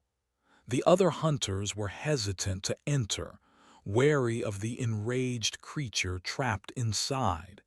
He had created the perfect diversion. He turned and ran across the bridge. He burst out into the humid, green twilight of the grand aviary. The air was still and heavy. The place felt empty, but he knew it wasn't. He was a trespasser here. He stood on the high platform, 30 feet above the ground, catching his breath. He looked down. The forest floor was a maze of shadows and rotting leaves. A bird-like whistle echoed from the canopy above, sharp, questioning. Ben looked up, shielding his eyes. He saw a flicker of movement high in the latticework of ropes and beams near the domed ceiling. Zia. "I need help," Ben called out, his voice hoarse. It felt strange to speak aloud in this silent place. There was no response, only another whistle, this one from a different direction. He was being observed by more than one person. He was being assessed. He heard a heavy, scraping sound from the ground level. A massive figure emerged from behind one of the artificial baobab trees. It was Corvan, the hulking protector of the Canopy clan. He held a length of heavy chain looped in his hand, and his face was a stony mask. He looked up at Ben, his expression hostile. "Get down," Corvan's voice was a low rumble, like grinding rocks. It was the first time Ben had heard him speak. Ben knew he had no choice. Arguing would get him killed. He found the maintenance ladder he had used to escape Jax earlier and began his descent. His body ached with a profound weariness. Every rung was an effort. When his feet touched the mulch of the aviary floor, Corvan was there waiting for him. The big man was an intimidating presence, his sheer size a statement of power. "You bring the pride's noise to our home," Corvan said, his voice accusatory. "I had no choice," Ben replied, leaning against the ladder for support. "They are hunting me." "Not our concern," Corvan stated flatly. He took a step forward, raising the chain. Suddenly, a series of sharp, commanding whistles rained down from the canopy. Corvan stopped. He looked up, a flicker of annoyance crossing his face. He listened, then grunted. He lowered the chain. "Zia wants to see you," he grumbled as if the words tasted bad. "Follow." Corvan turned and led him deeper into the aviary, towards the base of the largest artificial tree, a massive kapok that rose to the very peak of the dome. At its base was an opening, a dark cave leading into the hollow structure. As they approached, Ben saw other figures melting out of the shadows. Children, women, a few old men, the Canopy clan. They were small, wiry people, dressed in dark, functional clothing, their faces smudged with dirt for camouflage. They watched him with wide, silent eyes. They were a ghost tribe, living in the vertical world of the cage. Corvan stopped at the entrance and gestured for Ben to enter. Ben hesitated, then stepped into the darkness. Inside, the tree was hollow, a wide, circular space. Light filtered down from openings high above. A series of rope ladders and wooden platforms created a multi-level dwelling. Zia was waiting for him on the lowest platform. She dropped to the ground with the lightness of a cat. Up close, Ben could see she was younger than he thought, perhaps not even 20. Her eyes were ancient. "Why are you here, old world?" she asked. Her voice was quiet, but it held an authority that belied her age. "Kalen wants to kill me," Ben said simply. "I am trying to survive." "You are loud," Zia stated, not as an accusation but as a fact. You use the sprinklers. You use the mad one in the clinic. You draw attention. You bring the shadow of the pride to our door. I'm sorry, Ben said. I'm just trying to live until the next sunrise. That was the deal. Zia tilted her head. Kalen's deals are written in blood. He has no intention of letting you live. He will make an example of you. From outside the aviary, a new voice roared, a voice of command and fury. It was Kalen. Canopy Clan, the prey is in your house. He is ours by right. Send him out, or we will come in and take him. We will burn your nests and salt your earth. Send out the old man. The members of the clan flinched at the threat. They looked from the entrance of their home to Zia, their faces filled with fear. Corvan clenched the chain in his fist, a low growl rumbling in his chest. Zia did not look scared. She looked at Ben, her gaze piercing, weighing him. She was the leader. The decision was hers. She could hand him over to save her people from the wrath of the pride, or she could grant him sanctuary and invite a war into her home. The entire aviary held its breath, waiting for her command. Chapter 10. The View from the Top. The silence inside the hollow tree was absolute, a stark contrast to Kalen's enraged shouts echoing from outside. The eyes of every member of the Canopy clan were fixed on Zia. Fear radiated from them, a palpable, suffocating wave. They were a reclusive people, survivors who had built a life in the quiet verticality of the aviary. Kalen's world of fire and blood was a nightmare they had managed to avoid, until now. Ben felt the weight of their collective gaze, the unspoken accusation. He was the catalyst. He was the plague that had finally arrived at their door. Corvin took a half-step towards Ben, his massive form blocking the light from the entrance. "Give him to them," the big man rumbled, his voice low and dangerous. "One life is not worth the lives of the clan." A few of the others murmured in agreement, their fear making them bold. They were cornered, and Ben was the obvious sacrifice. Zia held up a single, slender hand. The murmuring stopped instantly. She did not look at Corvan or the others. Her ancient eyes remained locked on Ben. She was not weighing his life against theirs. She was calculating something else, running through a complex equation he could not comprehend. "Kalen lies," she said, her voice calm and clear, cutting through the tension. "If we give him the old man, he will see it as weakness. He will think we can be pushed.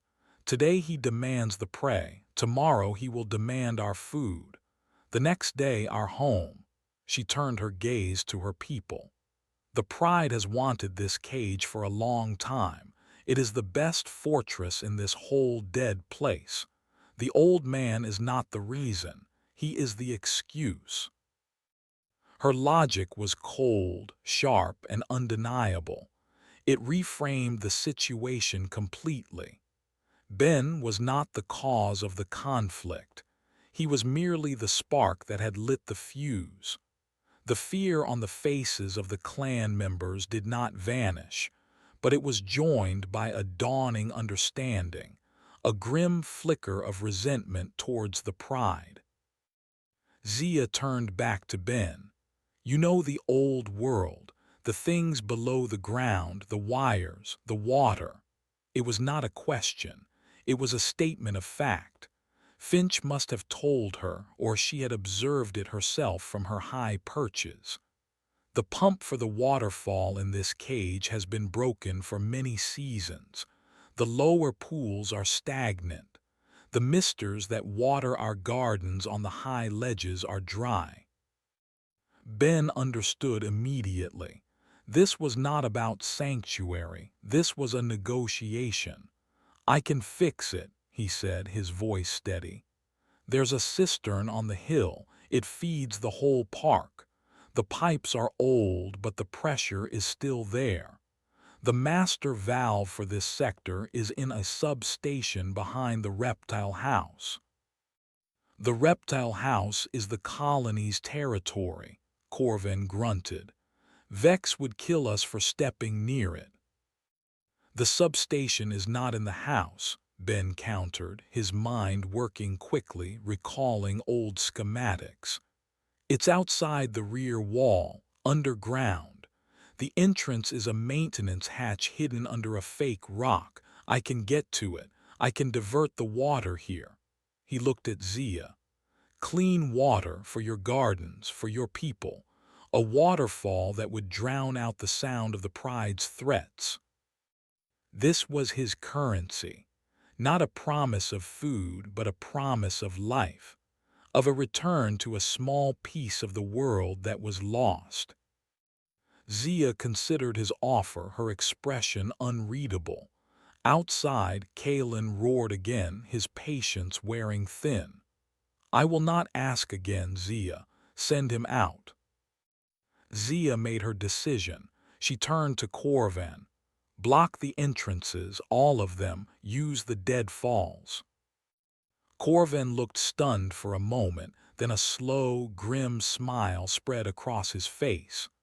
The role of protector suited him far more than that of a diplomat. He nodded curtly and began barking orders in a series of sharp whistles and guttural commands. The clan sprang into action, their fear replaced by a frantic, purposeful energy. They were no longer victims, they were defenders.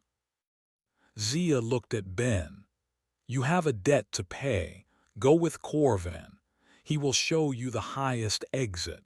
From the roof, you can get to the reptile house without being seen on the ground. 2 of my best scouts will follow you. They will keep you safe from the Pride, but Vex's territory is your own problem." "What about you?" Ben asked. "I will speak with the Alpha," she said, a dangerous glint in her eye. She walked to the entrance of their tree home and stepped out into the main aviary, a small, solitary figure facing the fury of the Pride.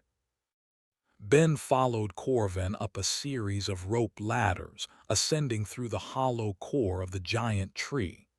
The climb was dizzying. They emerged onto a small platform near the very top of the aviary dome.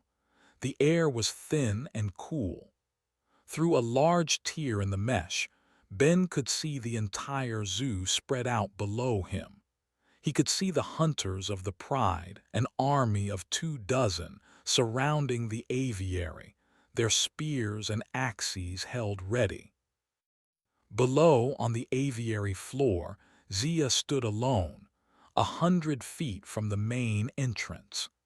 Kalen and Mara stood on the other side of the plastic slat doors, their figures distorted but their menace clear. "You choose poorly, little bird," Kalen's voice boomed. "You offer nothing, lion," Zia's quiet voice carried up to them with surprising clarity. "You offer only fire and death. We choose life." Kalen let out a roar of pure rage. "Then you will die with him. Burn it. Burn the whole cage down." The hunters surged forward. A few carried torches, their flames bright and hungry in the gray morning. They began to set fire to the thick, overgrown vines that clung to the outside of the aviary structure. The dry leaves and creepers caught instantly, smoke beginning to pour into the dome. "Go," Corvin shoved Ben towards the rip in the mesh.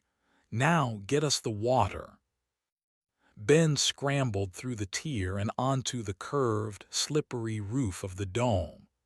2 young clan members, a boy and a girl dressed in dark greens and browns, slipped out behind him. They moved with the silent, sure-footed grace of mountain goats. They were his escorts, his shadows. He stood on the roof of the aviary, the world laid out before him. Below, the home of his saviors was being set alight. To the west, the reptile house stood silent and menacing, the domain of another hostile tribe. His promise to Sarah felt 1,000,000 miles away. He was no longer just a man trying to survive.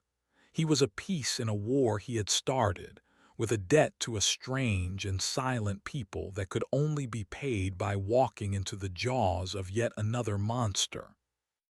He clutched the cold steel of the brush hook and began to run across the roof, the smoke-filled sky above and the burning world below. Chapter 11. The Serpent's Spine. The roof of the aviary was a treacherous, curving spine of steel beams and torn mesh. Smoke billowed up from below, thick and acrid, burning Ben's lungs and stinging his eyes. The heat was a living thing, pressing up from the floor of the dome.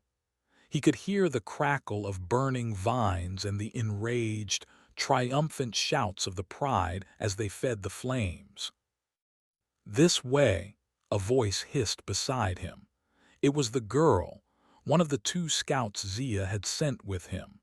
She moved with a fluid grace, her feet finding purchase on the narrow steel beams as if she were walking on a wide path. The boy was already ahead of her, a fleeting shadow against the gray, smoky sky. Ben followed, his movements clumsy and slow in comparison. His heavy boots slipped on the slick, curved surfaces. The wind tore at him, threatening to pull him from his precarious perch 60 feet above the ground. He focused on the boy's back, a small, dark shape to aim for. The world had become a terrifyingly simple equation: keep up or fall. They moved along the apex of the dome, a high-wire act over a fiery pit. Ben risked a glance down through a large rip in the mesh. He saw the clan's small figures scrambling up the rope ladders into the higher levels of their tree home, away from the smoke and flames licking at the ground floor. He saw Zia, a solitary figure near the base of the waterfall rocks, directing the retreat. She was not panicking. She was organizing. Her resilience sent a surge of determination through him. He had made a promise. He had a debt to pay. The Boy Scout pointed, his arm a rigid line. He was indicating the roof of the building connected to the aviary by the service bridge Ben had used, the vet clinic. From there, they could access the long, flat roofs of the Central Plaza buildings, a high road that would lead them directly to the reptile house. It was their only path. They reached the edge of the dome and leaped, one by one, across a 10-foot gap to the flat roof of the clinic. The 2 scouts landed with the silent ease of cats. Ben's landing was a jarring, stumbling affair that sent a shockwave of pain up his legs. He fell to one knee, gasping for breath, his canvas bag swinging and hitting the tar paper with a heavy thud.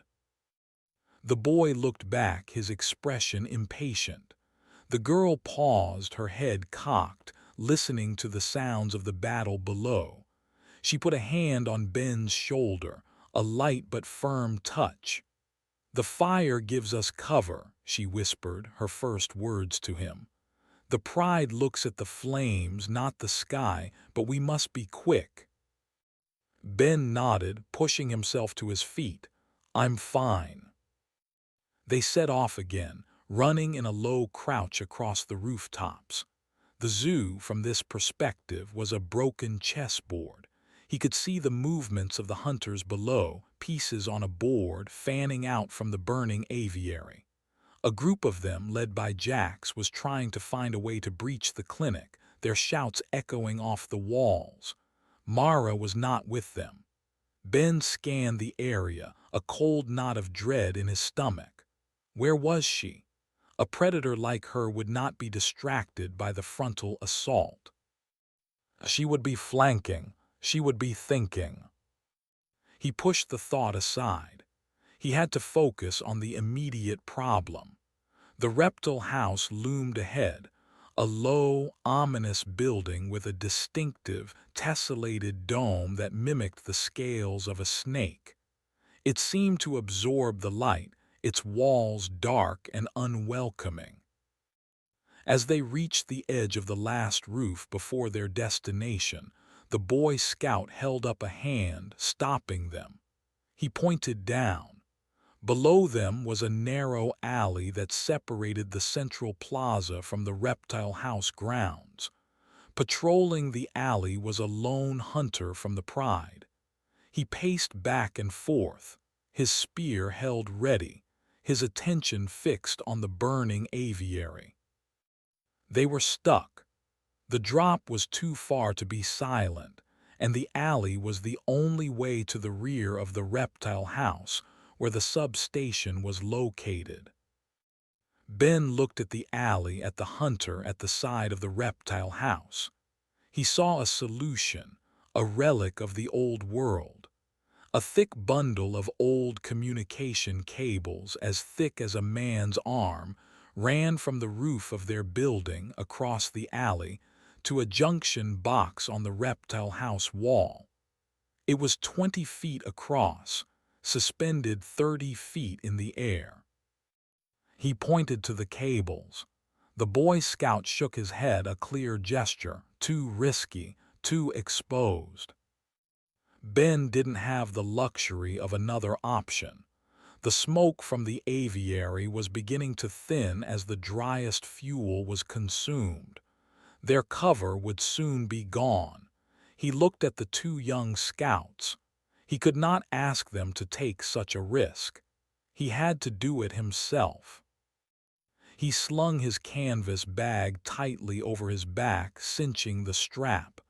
He gripped the brush hook, its weight a familiar anchor. "Distract him," he whispered to the girl. "A sound from the other end of the roof. When he goes to investigate, I cross." The girl stared at him for a long moment, her dark eyes weighing his chances. She gave a single, sharp nod. She and the boy vanished, melting back into the shadows of the rooftop structures. Ben moved to the edge of the roof, his boots right at the parapet where the thick cables were anchored. He crouched, his heart hammering. He listened. A few moments later, a loud clatter echoed from the far side of the roof, the sound of a loose piece of metal sheeting being knocked over. Down below, the hunter flinched, spinning around. "Who's there?" he shouted, his voice nervous. He hesitated, then began to move cautiously towards the source of the sound, his spear held in front of him. It was now or never. Ben swung a leg over the parapet, his hands gripping the thick, dusty cable. The plastic sheath was cracked and weathered but felt solid. He wrapped his legs around it, his arms straining, and began to pull himself across, hand over hand. He was suspended over the alley, a slow-moving target. His muscles burned, screaming with a fiery agony. The weight of the bag and the brush hook was a terrible, dragging anchor. He was halfway across when the hunter below realized he'd been tricked. He swore loudly and spun around, his eyes scanning the alley. Ben froze, dangling, his body pressed against the underside of the cable. The hunter looked right, then left. He hadn't looked up. Not yet. Ben forced himself to move again, his breath coming in ragged sobs of effort. His hands were raw, the skin tearing on the rough cable. He was almost there, just a few more feet. The hunter below must have heard his ragged breathing. He stopped, his head tilting back. His eyes widened as he saw the shape clinging to the cable above him. He opened his mouth to shout an alarm. He never made the sound. From the roof of the reptile house, a small, dark shape fell with incredible speed. It was a weighted net. It hit the hunter with a soft thump, enveloping him completely. A second figure, the Boy Scout, dropped silently to the ground beside the ensnared man and delivered a sharp, precise blow to his head with a rock. The hunter slumped, unconscious. Ben reached the other side, his arms giving out as his feet found the solid roof of the reptile house. He collapsed, his body trembling, his lungs on fire. The Girl Scout was there, pulling him the rest of the way onto the roof. They had made it. They were in the serpent's den. The atmosphere here was immediately different. The air was still silent. There were no shouts, no sounds of battle. It was a place of profound and unnerving quiet. The roof was clean, almost swept. There were no loose stones, no random debris. Everything felt deliberate. The girl pointed to a heavy maintenance hatch set flush against the roof. This was their way down. As they approached, Ben saw something scratched into the metal of the hatch. It was a symbol, a snake eating its own tail, the mark of the colony. He looked at his two young companions. Their confidence was gone. Their faces were tight with fear. The canopy was their kingdom. The rooftops were a familiar highway. This silent, waiting place was alien territory. They were as much intruders here as he was. The Boy Scout knelt, examining the ground around the hatch. He pointed to a series of small, almost invisible holes drilled into the tar paper. He looked at Ben and drew a finger across his throat. Traps. Ben nodded, his mouth dry. He knelt, his eyes tracing the faint lines in the dust that connected the holes. He had to get to the back of the building, to the ground level. And to do that, he had to descend into the heart of a territory ruled by a ghost who killed with silence and snares. Chapter 12. The Hissing Ground. "We do not go down," the Girl Scout whispered, her voice tight. "This is not our ground." Ben looked from the trapped hatch to the sheer drop at the edge of the roof. She was right. Descending through the building was walking into a pre-made tomb. They had to find another way to the ground. He crept to the rear edge of the roof, the side that faced away from the rest of the zoo, overlooking a dense, untamed patch of woods that pressed against the perimeter fence. The back wall was a sheer 20-foot drop of stained concrete. There were no windows, no fire escapes. But there was one feature, a detail from the old world he had almost forgotten. A massive, thick trellis made of heavy steel had been bolted to the wall, intended for a species of fast-growing, flowering vine that was meant to cover the entire building. The vine was long dead, its withered stalks like skeletal fingers clinging to the metal, but the trellis itself remained. It was a crude, ready-made ladder.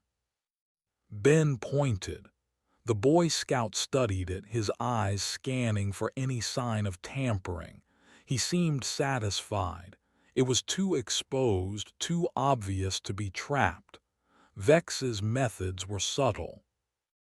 The boy went first, swinging over the edge and onto the trellis with practiced ease. He descended quickly, his dark clothes making him nearly invisible against the stained wall. He dropped the last few feet to the ground and immediately scanned the area, his head on a swivel. He gave a sharp, bird-like whistle. All clear. The girl followed. Then it was Ben's turn. The cold metal of the trellis was slick with a thin film of moss. He moved slowly, his aching muscles protesting every movement. The weight of his bag felt like it was trying to peel him from the wall.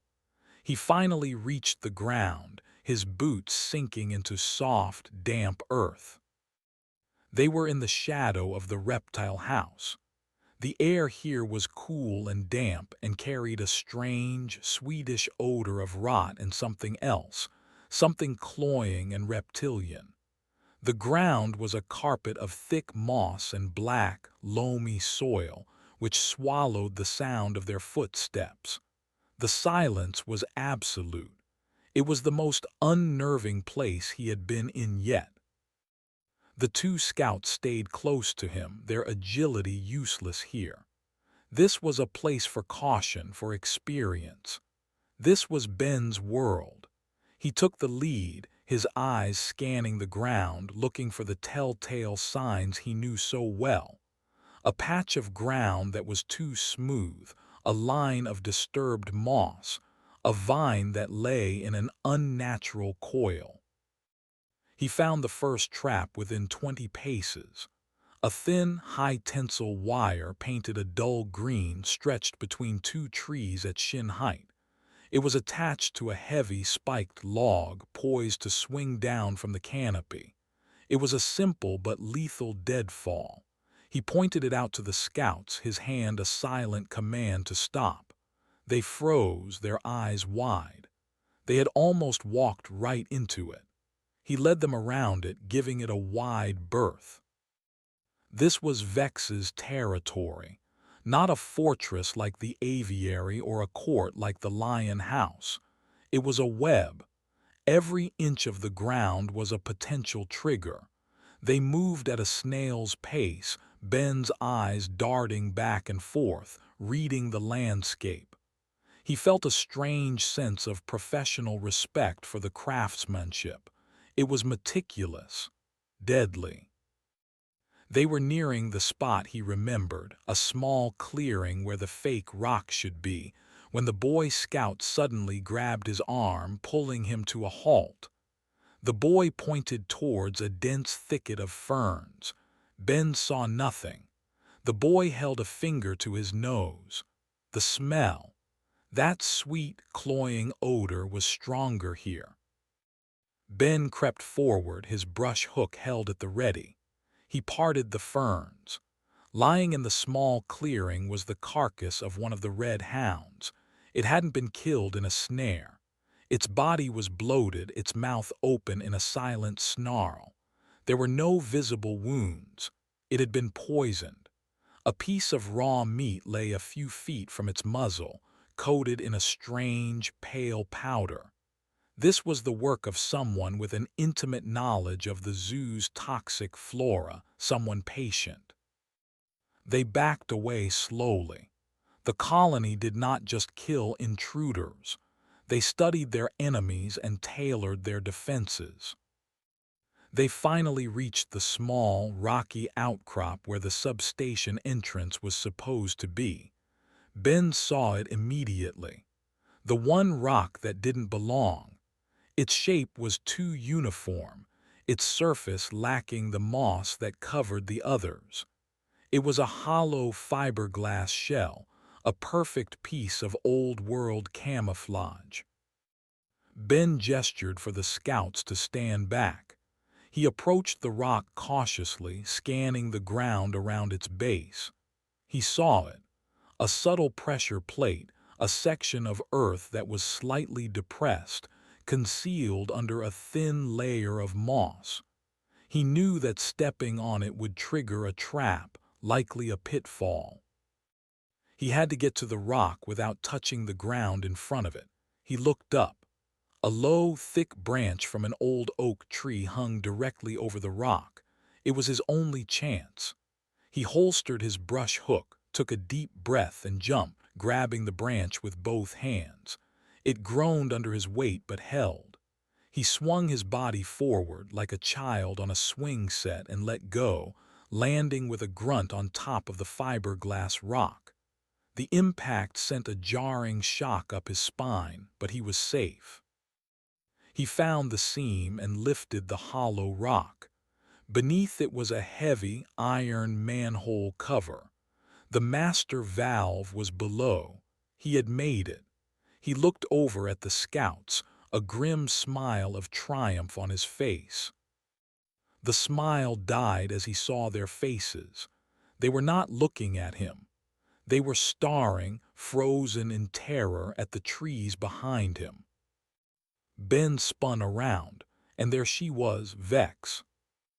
She was standing at the edge of the clearing, as silent as a snake. She was gaunt, her skin stretched tight over her cheekbones, her movements unnervingly fluid. She wore dark, simple clothes that blended with the shadows. She was flanked by two other members of her colony, equally silent, equally still. They had not made a sound. They had simply appeared. But it was not Vex or her guards that held Ben's attention. It was what she was holding. It was a long pole, and at its end was a small, open cage. And inside the cage, hissing and coiling, was a large, mottled brown snake. Vex raised the pole slowly, aiming the open end of the cage towards him. "The hot bloods are so noisy." Vex's voice was a dry, sibilant whisper like leaves skittering across pavement. "Always running, always shouting. The alpha's dogs, the aviary's birds." She took a slow, deliberate step forward. "You, old world, are the noisiest of all." From the trees all around them, more of the colony emerged, materializing from the shadows. They were surrounded. The scouts were frozen, their hands on their crude weapons, but they were hopelessly outnumbered. Ben stood on the fiberglass rock, the open manhole at his feet, Vex and her venomous threat in front of him. He had walked right through the web, only to find the spider waiting for him at its very center. Chapter 13. A Poisonous Parley. The snake in the cage coiled, its tongue flicking out to taste the air. It was a moccasin Ben recognized, its thick body and spade-shaped head unmistakable. Venomous. Deadly. Vex held the pole with a surgeon's steadiness, the open cage aimed directly at Ben's chest. The two young scouts were paralyzed, their forest skills useless against this cold, silent threat. Ben's mind raced, discarding options. Fighting was impossible. They were surrounded, and the snake was a guaranteed death sentence. Running was equally futile. He was on an island, a fake rock surrounded by trapped ground. His only asset was his position, standing directly on the key to the underground. "I'm not here for you," Ben said, his voice surprisingly steady. He had to keep her talking. He had to find an angle. "I have a deal with the Canopy clan." "Deals are for the loud," Vex whispered, her pale eyes unblinking. "The hot bloods trade words, we trade futures. Yours is very short." She took another slow step forward. "You are a disruption. You make Kalen scream. You make the birds sing war songs. You bring fire. This place was balanced. You have unbalanced it." "Kalen was coming for the aviary with or without me," Ben countered, trying to appeal to her logic. "He wants the fortress. He won't stop there. After he's done with the birds, who do you think he comes for next? The things that hide in the dark." A flicker of something, not fear but cold calculation, passed through Vex's eyes. The pride is predictable. They are lions. They roar before they charge. We hear them coming. We prepare. We endure. It is our way. And how many of you have they picked off over the years? Ben pressed, taking a gamble. How many of your traps have caught their dogs instead of food? You endure, but you are shrinking. Kalen is growing stronger. The fire at the aviary is just the beginning. He's learning. He's escalating. Vex was silent for a long moment. The only sound was the faint hiss from the snake in the cage. She was considering his words, dissecting them. Ben knew he was on the right track. Vex was a survivor, a strategist. She dealt in advantage, not honor. You want the water, she stated, not a question. For the birds to fight the fire. I do, Ben confirmed. And what do I get? She hissed. You bring war to my doorstep and then ask me to help you arm your allies. Why would I do that? This was the moment, the negotiation. Ben thought of the things in his bag. The urn was useless, the brush hook, the knife useless against her numbers. The lock pick was a joke. Then he remembered the flare, the dead hunter's flare, fire. The one thing a creature of the dark, a creature of the cold, would fear and respect above all else. The great cleanser, the ultimate weapon against her web of rot and shadow. I can give you fire, Ben said, his voice low. Vex's expression did not change, but a new stillness came over her. The pride has fire. They have torches, uncontrolled, clumsy, Ben said, reaching slowly into his canvas bag. Vex's guards tensed, their crude spears lifting slightly. I have something better, the sun in a stick, a fire you can aim, a fire that can burn away the pride's new nests, a fire that can cleanse the ground and make your traps new again. He pulled the flare out slowly, holding it up. Its red plastic casing seemed to glow in the gloom of the woods. Vex's eyes locked onto it. He saw a flicker of desire, a deep, primal avarice. It was a power she did not possess. One flare, she whispered, her voice dismissive, though her eyes betrayed her. It burns once. And once is all you need if you are smart, Ben said. Imagine Kalen's throne room, the lion house, his precious pelts and trophies, consumed by a fire he cannot put out. Imagine his followers watching their alpha's power turn to ash. It would break them. He had her, he had found her price, but she was too cunning to accept so easily.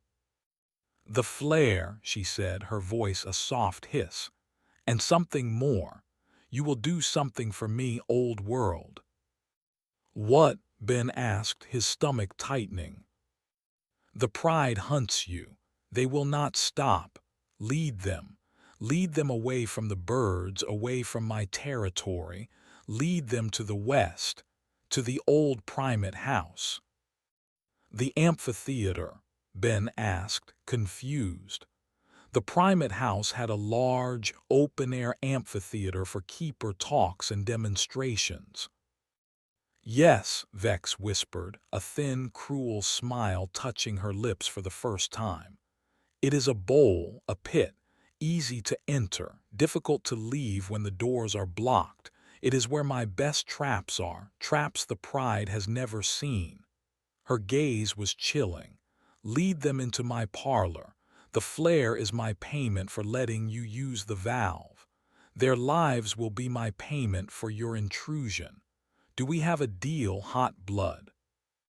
Ben's blood ran cold. She wasn't asking him to create a diversion. She was asking him to lead Kalen and the pride into a slaughterhouse. He looked at the two young scouts, their faces pale with terror. He looked at Vex, at the snake, at the silent, waiting members of her colony. He had no choice. He was saving one group by condemning another. It was a devil's bargain, the kind this new world specialized in. "We have a deal," Ben said, his voice feeling like it belonged to someone else. Vex's smile widened. She lowered the pole with the snake, and with a flick of her wrist she closed the cage door. She nodded once. Ben turned and knelt, his hands finding the grooves in the heavy iron manhole cover. He lifted it with a grunt, the sound loud in the oppressive silence. Below, a ladder descended into the darkness. He took his flashlight and climbed down into the cool, damp air of the substation. It was a small, concrete room, filled with a massive junction of pipes and levers. He found the one he was looking for, a large wheel valve painted yellow, marked Aviary Botanical Sector. He put his hands on it and began to turn. It was stiff, protesting with a screech of rusted metal, but it moved. He heard it before he felt it, a deep, resonant thrum from within the pipes, the sound of immense pressure being released. A torrent of water, held back for years, was now roaring through the subterranean veins of the zoo. He had done it. He had paid his debt to Zia. He climbed back up the ladder and emerged into the clearing. Vex was still there, waiting. She held out a gaunt hand. Ben placed the flare in her palm. Her long, cold fingers closed around it. "Now you're part of the bargain," she hissed. "Go, be loud, be clumsy. Let them follow you. We will be watching." She and her colony melted back into the trees as silently as they had appeared, leaving Ben and the two terrified scouts alone in the clearing. In the distance, a new sound began to build, a low, powerful roar that grew in intensity with every second.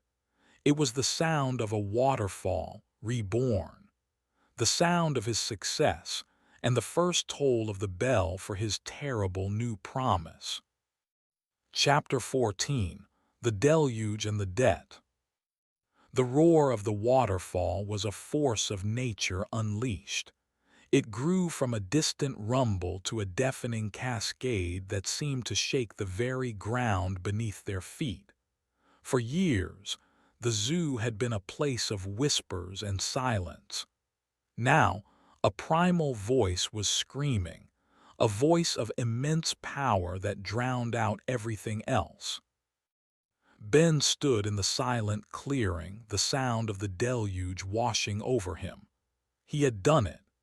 He imagined the water, clean and life-giving, pouring down the artificial rock face in the aviary, washing away the smoke, dousing the flames, filling the stagnant pools. He had given the Canopy clan their fortress back. He had given them a weapon. The two young scouts looked at him, their expressions a mixture of awe and fear. They had witnessed him bargain with a monster and win, but they had also heard the price. Their debt was paid, but his had just begun. A sharp whistle from the girl brought his attention back to their situation. She pointed back towards the reptile house roof. They had to go. The roar of the water would be a beacon, drawing the attention of everyone in the zoo. The Pride would know something had happened. They would investigate. They scrambled back up the trellis, their movements urgent. Ben paused at the top, looking back at the spot where Vex had stood. He felt a profound sense of unease. He had armed one snake to fight another, and he was caught in the middle. He had a feeling that Vex's traps in the amphitheater were not just for the Pride. They were for anyone who entered. They crossed the rooftops again, the roar of the waterfall their constant companion. When they reached the edge of the aviary dome, the scene below had been transformed. The fires were out. Black, smoking patches scarred the outer vines, but the structure was intact. The ground floor of the aviary was flooded, a churning lake of brown water swirling around the base of the clan's tree home. The pride's hunters, who had been massed at the entrance, had been forced back by the sudden, violent flood. They stood at a distance, looking confused and angry, their torches extinguished. It had worked better than he could have ever imagined. The water had not just saved the aviary, it had routed the enemy. From a high platform on the tree, Corvin was bellowing orders, directing his people. They were throwing down coiled ropes, securing their high-level platforms. They had survived. In the center of it all, Zia stood, watching the water, her small frame silhouetted against the cascading torrent. She looked up, her gaze sweeping the dome, and Ben knew she was looking for him. He had paid his debt. "We go," the Boy Scout urged, touching his arm. They found a different route back, a series of lower roofs that took them towards the quieter, northern edge of the park. The main plaza was a scene of chaos. Disoriented hunters from the Pride were regrouping, their initial assault broken. Ben could see Jax shouting, trying to restore order, but his authority was nothing compared to the roar of the water. They were ants whose hill had just been flooded. Ben and the scouts descended into a narrow service alley behind the old bear grottos. The roar of the falls was softer here, a distant thunder. They were about to move on when Ben stopped. He saw something that made his blood run cold. It was a small, sheltered alcove, hidden behind a rusted dumpster. Inside, someone had created a shrine. A collection of pathetic, scavenged items were arranged on a flat rock. A child's worn sneaker, a tarnished silver locket, a compass with a cracked face. It was a place of morbid remembrance. Hatcher's Shrine. The place Vex's collector stored trophies from the colony's victims. And in the center of the collection, propped against the rock, was a faded plastic ID card. The picture was bleached by the sun, but Ben recognized the face instantly. It was a man named David, a quiet, cheerful keeper from the bird department, a friend. Ben had thought he had been evacuated with everyone else during the final, chaotic days, but his ID card was here, in a collection of objects taken from the dead. He had not been evacuated. He had ended up in one of Vex's traps. The reality of his deal crashed down on him with a new, sickening weight. He had not just made a deal with a killer. He had made a deal with a meticulous collector of souls, a monster who curated the last vestiges of her victims. And he had just agreed to deliver Kalen and his entire pride to her. He felt a wave of nausea. "What is it?" the girl asked, seeing the look on his face. Ben couldn't speak. He just pointed at the ID card. The scouts looked, but to them it was just another piece of old-world trash. To Ben it was a face, a life, a friend. It made Vex's abstract, future threat a concrete, past horror. A low growl from down the alley broke his trance. A figure emerged from the shadows. It was Corvin. The big man's face was grim, but the open hostility was gone from his eyes, replaced by a grudging respect. "Zia sent me," he rumbled. "The bird call said you were coming this way. The water, it worked. You kept your word." "Come," Corvin said, turning. "We have a temporary camp, away from the water. You will be safe there." Ben followed, his mind reeling. The ID card, the deal with Vex, the coming slaughter he had agreed to orchestrate. His personal mission to honor Sarah felt like a naive dream from another lifetime. He had wanted to place an urn at the base of a statue.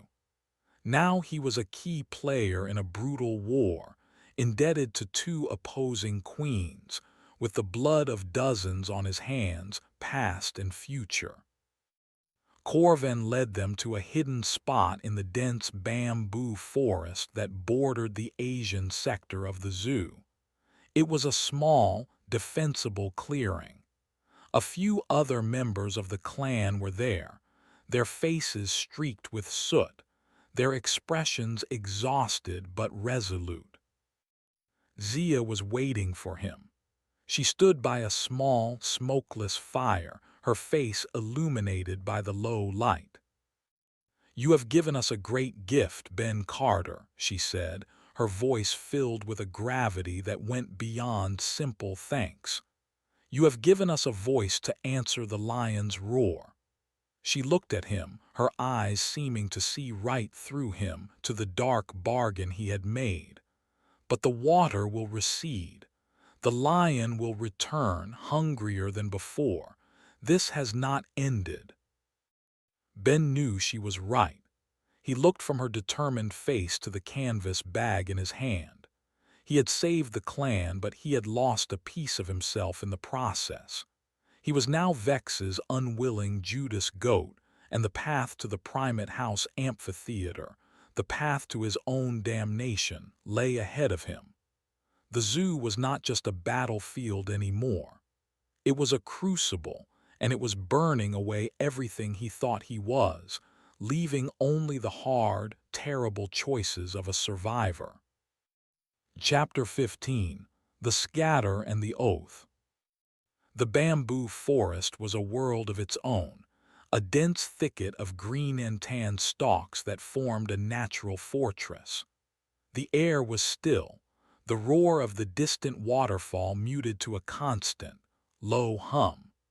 The small camp was an oasis of tense calm in the midst of the zoo's escalating war. Clan members moved with a quiet efficiency, checking their meager supplies, tending to minor wounds, their exhaustion warring with a newfound, grim determination. Ben sat on a fallen bamboo stalk, the brush hook resting by his feet. He watched Zia as she spoke with her scouts, her quiet words and subtle hand gestures conveying complex instructions. She was a true leader, her authority absolute but gentle. She had saved him, and he had repaid her, but the transaction felt unclean. The image of David's ID card in Vex's gruesome shrine was burned into his mind. Corvin approached and dropped a piece of roasted meat wrapped in a large leaf into Ben's lap. It was some kind of large bird. Ben hadn't eaten real food in what felt like a lifetime. He nodded his thanks to the big man. "The pride is scattered," Corvin said, his voice a low rumble as he stared into the dense bamboo. "The flood broke their charge. Some are trying to circle around through the northern woods. Others have fallen back to the Lion House. Kalen is furious. His roars carry all the way to the water's edge. He has lost face." "He will not let that stand," Ben said, his voice flat. "No," Corvin agreed. "He will regroup. He will come back with a better plan. He will not be fooled by the same trick twice." The big man looked at Ben, his expression unreadable. "You are a strange creature, old world. You seem weak, but you command water and bargain with serpents. You are more dangerous than you look." Ben had no reply to that. He unwrapped the meat and took a bite. It was tough and smoky, but it was sustenance. It was fuel for the terrible task that lay ahead. He had to lead the pride into Vex's trap. His survival and now the continued safety of the Canopy clan depended on it. If he refused, Vex would not only kill him, she would likely turn on the clan as well, seeing them as failed partners in their deal. He had to formulate a plan. How could he possibly lure Kalen, a cunning and paranoid leader, to a specific location? Kalen was hunting him. Ben was the bait. He had to make himself the most tempting, irresistible target imaginable. He had to appeal not to Kalen's strategy, but to his ego. Zia finished her conference and walked over to him. She sat on the ground opposite him, her movements graceful. "You are quiet," she observed. "Your debt is paid. You are free to go." "Am I?" Ben asked, looking her in the eye. "Your home is safe for now, but Kalen will be back, and I have another promise to keep." He gestured with his head towards his canvas bag. "The woman," Zia stated, "it wasn't a question. The one you promised." Ben nodded. "Her ashes. I need to get them to the gorilla statue in the Primate House Plaza." Zia's eyes widened almost imperceptibly. "The Primate House, that is where Vex—" She stopped, her gaze sharp, analytical. She had not heard the bargain, but she was intelligent enough to connect the dots. His destination was the same one Vex had named. Ben didn't have to confirm it. The grim look on his face was enough. "I have to go there," he said. "It's the only way." Zia was silent for a long time, studying his face. "The paths to the Primate House are now a war zone," she said finally. "Kalen will have patrols everywhere looking for you.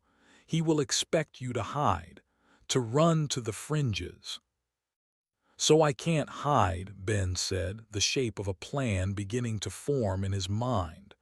"I have to do the opposite. I have to make a challenge." He looked at Kalen's fortress, the distant lion house, visible through a gap in the bamboo. "I have to go to him." Corvin, who had been listening, let out a short, harsh laugh.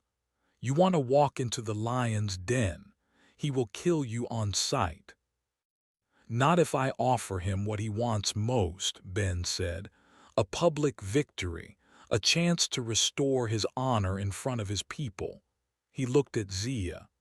"He offered me a hunt, a game.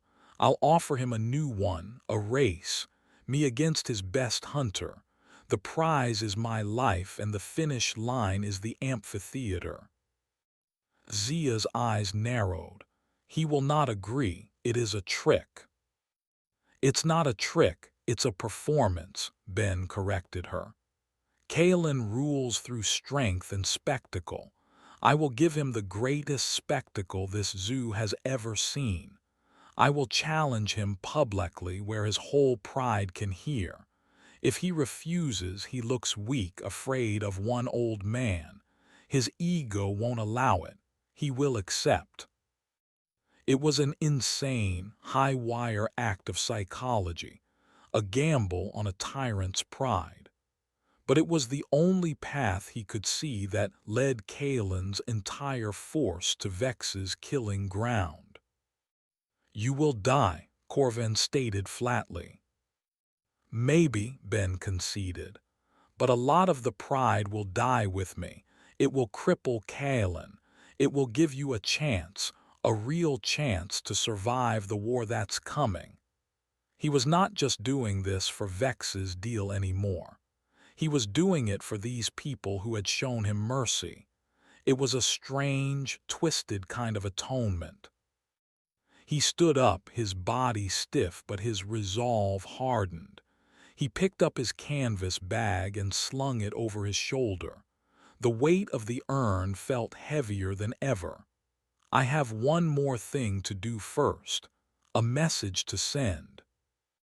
He thought of Finch, the scavenger boy who had helped him, who had trusted him. He could not leave the boy in the dark. He found a piece of charcoal from the fire and a flat, smooth piece of bark. He drew a crude map, a simple diagram of the Primate House amphitheater. He drew a large X in the center. Then beside it he drew a picture of a snake, a warning, stay away. It was the best he could do. He gave the bark to one of Zia's scouts.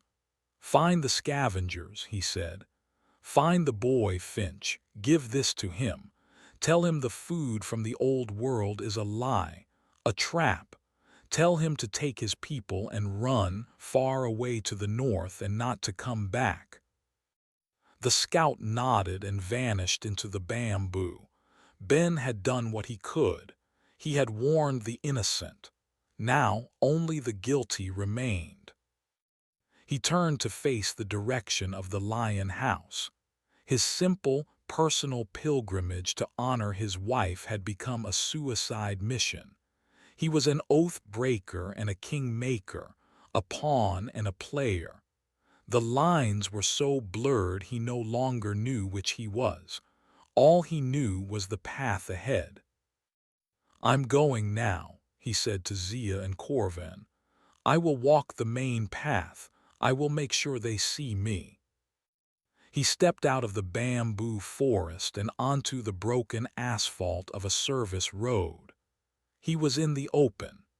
He took a deep breath and began the long, final walk toward the heart of his enemy's territory, ready to make his challenge, ready to become the bait in the biggest trap the zoo had ever seen. Chapter 16. The Lion's Den. The walk was the longest of Ben's life. Every step on the open, cracked asphalt of the main zoo promenade felt like a step into his own grave. He made no effort to hide. He walked down the center of the path, the canvas bag slung over his shoulder, the brush hook held loosely in his hand. He was a lone, defiant figure in a kingdom of predators. The roar of the waterfall was to his back now, a constant reminder of the chaos he had unleashed. Ahead, the zoo was unnervingly quiet, the silence of a predator gathering itself for the pounce. He passed the wreck of the food court, the abandoned gift shops. He saw movement in the shadows, the flitting shapes of the Pride scouts marking his progress. They did not attack. They watched, letting him walk deeper into their territory. This was not a random encounter. It was an execution by appointment. He was being allowed to walk to his own gallows. The Lion House loomed larger with every step, a brutalist monument of concrete and steel.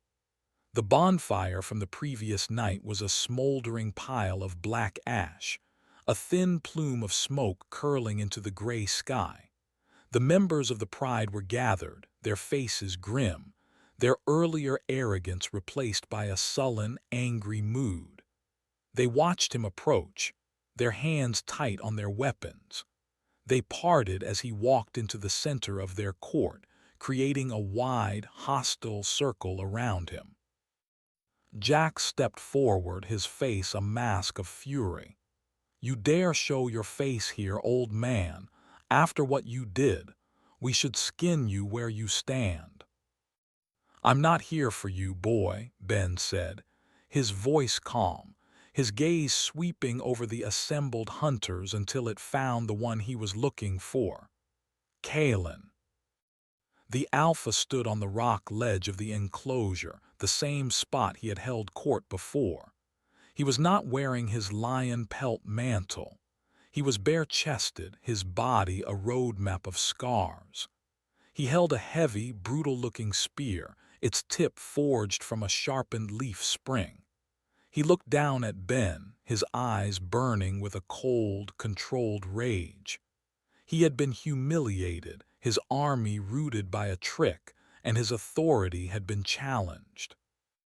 "You are either the bravest man I have ever met, or the most foolish, Kalen said, his voice a low, dangerous rumble. I have not yet decided which. I'm here to finish our game, Ben called out, his voice loud enough for every member of the Pride to hear. He had their complete attention. This was his stage. You offered me a hunt, a chance to survive until the next sunrise. I survived. By your own rules, I am a free man. A murmur went through the crowd. He was twisting their leader's own words, using their own laws against them. Kalen's lips curled into a snarl. My rules did not account for floods and cowardice. You did not face the hunt. You ran. You hid behind the birds and the water. I used the tools the world gave me, Ben retorted, his voice ringing with conviction. The same way you use spears and your numbers. Is it only courage when you hold all the advantages, Kalen? Is your law only valid when it ensures your victory? He had struck a nerve. He could see it in the tightening of Kalen's jaw. He was questioning not just the man, but the very foundation of his rule in front of all his followers. He had to press his advantage. So I offer a new game, Ben announced, his voice booming in the quiet courtyard. A final contest. No tricks, no floods, no hiding, just skill against skill. Your best hunter against me. Jax laughed, a harsh, incredulous sound. Our best hunter against you. You are a walking corpse. Mara would kill you before you took 2 steps. Then it should be an easy victory for you, Ben shot back, not taking his eyes off Kalen. A demonstration of the Pride's power for all to see. A race. From here to the old Primate House amphitheater. First one to the center of the stage wins. And the prize? Kalen asked, his voice dangerously soft. He was intrigued. He saw the theatricality, the appeal to his ego. If your hunter wins, my life is yours. You can do with me as you please in front of everyone. A public execution to restore your honor, Ben said. He paused, letting the weight of his next words sink in. But if I win, my freedom is absolute, and the contents of the old world admin building are mine to claim. He was bluffing, adding the mythical pantry to the pot to make the prize seem greater, more balanced. Kalen was silent, considering. He knew it was a trap. His instincts screamed it. But the offer was too public, too perfect. To refuse would be to admit fear. To admit that one old man could outwit him. And the entire Pride was watching, waiting for their leader to prove his strength. Mara stepped out from the shadows beside Kalen's rock. She looked at Ben, her expression a blank slate, but her eyes were analytical, seeing the layers of the trap he was setting. She leaned in and whispered something to Kalen. Ben couldn't hear the words, but he saw Kalen shake his head, a quick, impatient gesture. He would not be swayed by caution. His pride was already on the line. You want a race, Kalen said, a slow, predatory smile spreading across his face. You will have it, but not against Mara, not against my best hunter. He pointed his heavy spear down at Ben. You will race against me. A collective gasp went through the Pride. This was unprecedented. The Alpha himself entering the game. Ben's blood ran cold. This changed everything. His plan had been to lag behind, to let the champion lead the way into Vex's killing ground. But now his opponent was the king himself. If he let Kalen win, Kalen might stop at the entrance, claim his victory, and never enter the amphitheater. The trap would fail. Ben had to win the race. He had to beat the alpha and get to the center of the stage first, ensuring Kalen and his followers would pursue him inside. His suicide mission had just become infinitely more complicated. He had to win a race he was supposed to lose, against a younger, stronger, faster opponent who wanted him dead. "I accept," Ben said, his voice betraying none of the cold dread that was flooding his veins. "The entire pride will bear witness," Kalen declared, his voice booming with renewed authority and excitement. He was the master of ceremonies again. "We will follow. We will line the path. No interference. This is a contest of two. It will be a lesson in strength that will be told for generations." A roar of approval went up from the hunters. Their sullen anger was gone, replaced by a feverish, bloodthirsty excitement. They had their spectacle. They had their game. Kalen leaped down from the rock, landing lightly on the ground. He strode towards Ben, the crowd parting before him. He was a magnificent, terrifying figure, the apex predator of this broken world. He stopped a few feet from Ben. "You have chosen your own end, old man," Kalen said, his voice low for Ben's ears only. "But I will grant you this. It will be a legendary one." He turned and addressed his people. "The race begins when the sun touches the top of the aviary dome. Prepare yourselves. Today, the pride reminds this world why we rule." He walked away, leaving Ben alone in the circle, the eyes of every hunter on him. He had done it. He had set the stage. He had lured the lion from his den.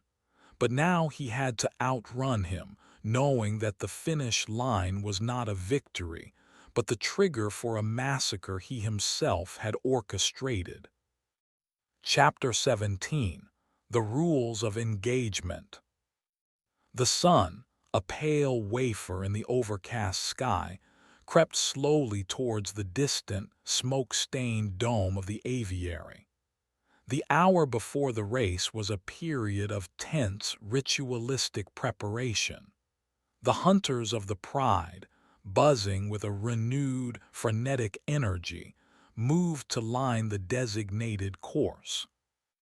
It was a winding, half-mile path that snaked through the most open and visible sections of the zoo, down the main promenade, past the desolate plains exhibit, and culminating at the wide, sunken entrance to the Primate House amphitheater.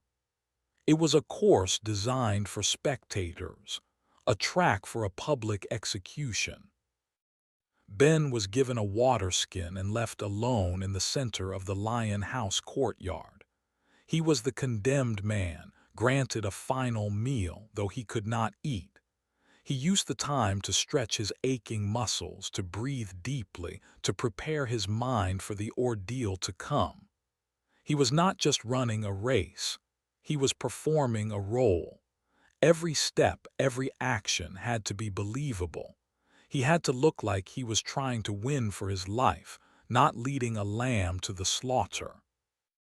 And now, terrifyingly, he did have to win. He watched Kalen.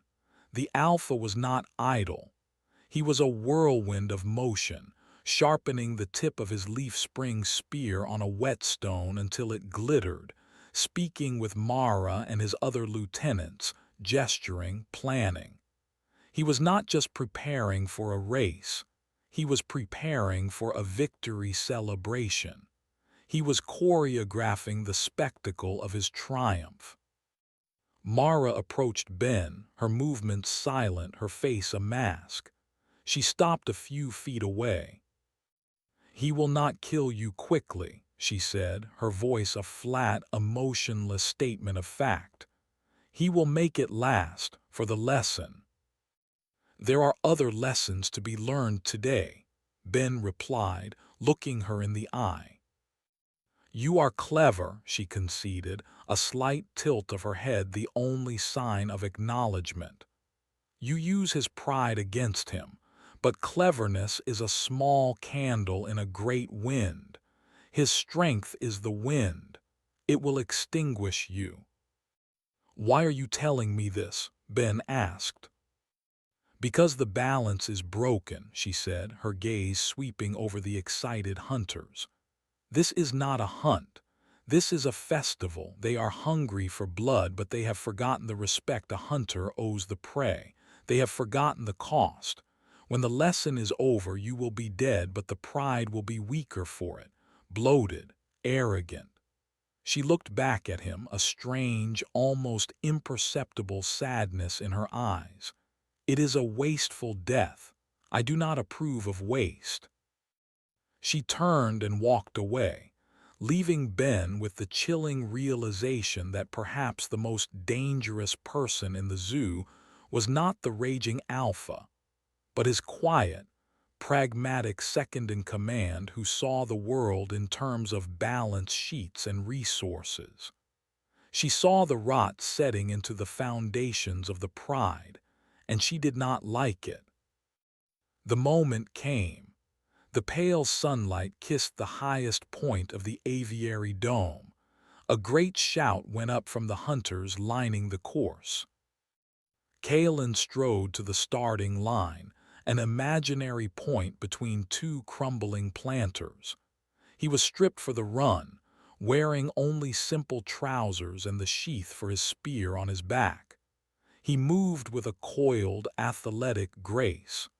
Ben walked to stand beside him, his canvas bag cinched tight, the brush hook in his hand feeling impossibly heavy. The rules are simple, Kalen announced for all to hear. The first to have both feet in the center of the amphitheater stage is the winner. The path is the path, no shortcuts through the exhibits. He grinned, a flash of white teeth. And no weapons, not against each other. This is a test of speed and stamina, not of arms. He slid his heavy spear into the sheath on his back. It was a gesture of honor, but Ben knew the weapon was still there, a promise of the violence to come after the race was won. Ben looked at his brush hook. It was his only real weapon. To give it up felt like giving up his last tooth. But to refuse would be to break the rules, to give Kalen the excuse he needed to end this now. With a reluctance that was entirely genuine, Ben walked to the edge of the courtyard and laid the brush hook on the ground. He was now armed with only his wits and the small knife on the dead hunter's belt. He returned to the starting line.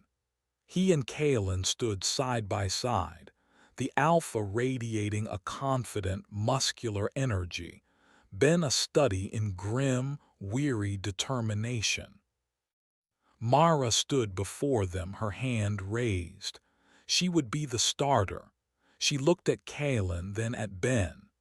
Her gaze lingered on Ben for a fraction of a second longer than necessary.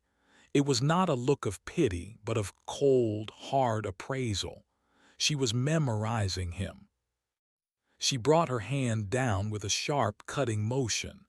Go. Kalen exploded from the start, his powerful legs churning, eating up the ground. He was incredibly fast, a true predator in motion. Ben pushed off, his own pace feeling sluggish and heavy in comparison. He was not built for speed. He was built for endurance. The crowd of hunters roared as Kalen immediately took a 10-yard lead. They ran down the main promenade, a gauntlet of screaming, savage spectators. They threw insults at Ben, cheering for their alpha. The noise was a physical force pressing in on him. Ben ignored it. He focused on his breathing, on finding a rhythm. He let Kalen pull ahead. This was part of the performance. He had to look like he was losing. He had to seem like the desperate old man. They rounded the first turn, passing the smoldering aviary. The roar of the waterfall had lessened to a steady, powerful rumble. The ground here was still wet, the air thick with the smell of damp ash. Ben saw figures watching from the high rips in the aviary mesh. Zia and her clan, silent witnesses to his mad gamble. Kalen was 100 yards ahead now, a confident, loping figure. He was not even pushing himself. He was enjoying the spectacle, playing to his audience. He glanced back, a contemptuous smirk on his face. Ben kept his pace steady. He knew this course. He knew its gentle inclines, its treacherous patches of broken pavement. He had walked it 1,000 times in another life. Kalen had speed, but Ben had knowledge. He had to use it.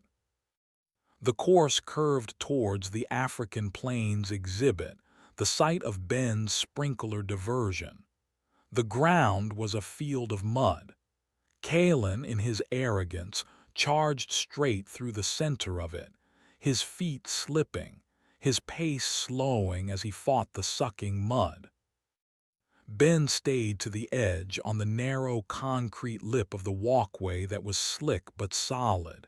He gained ground. The gap between them closed, 50 yards, 30.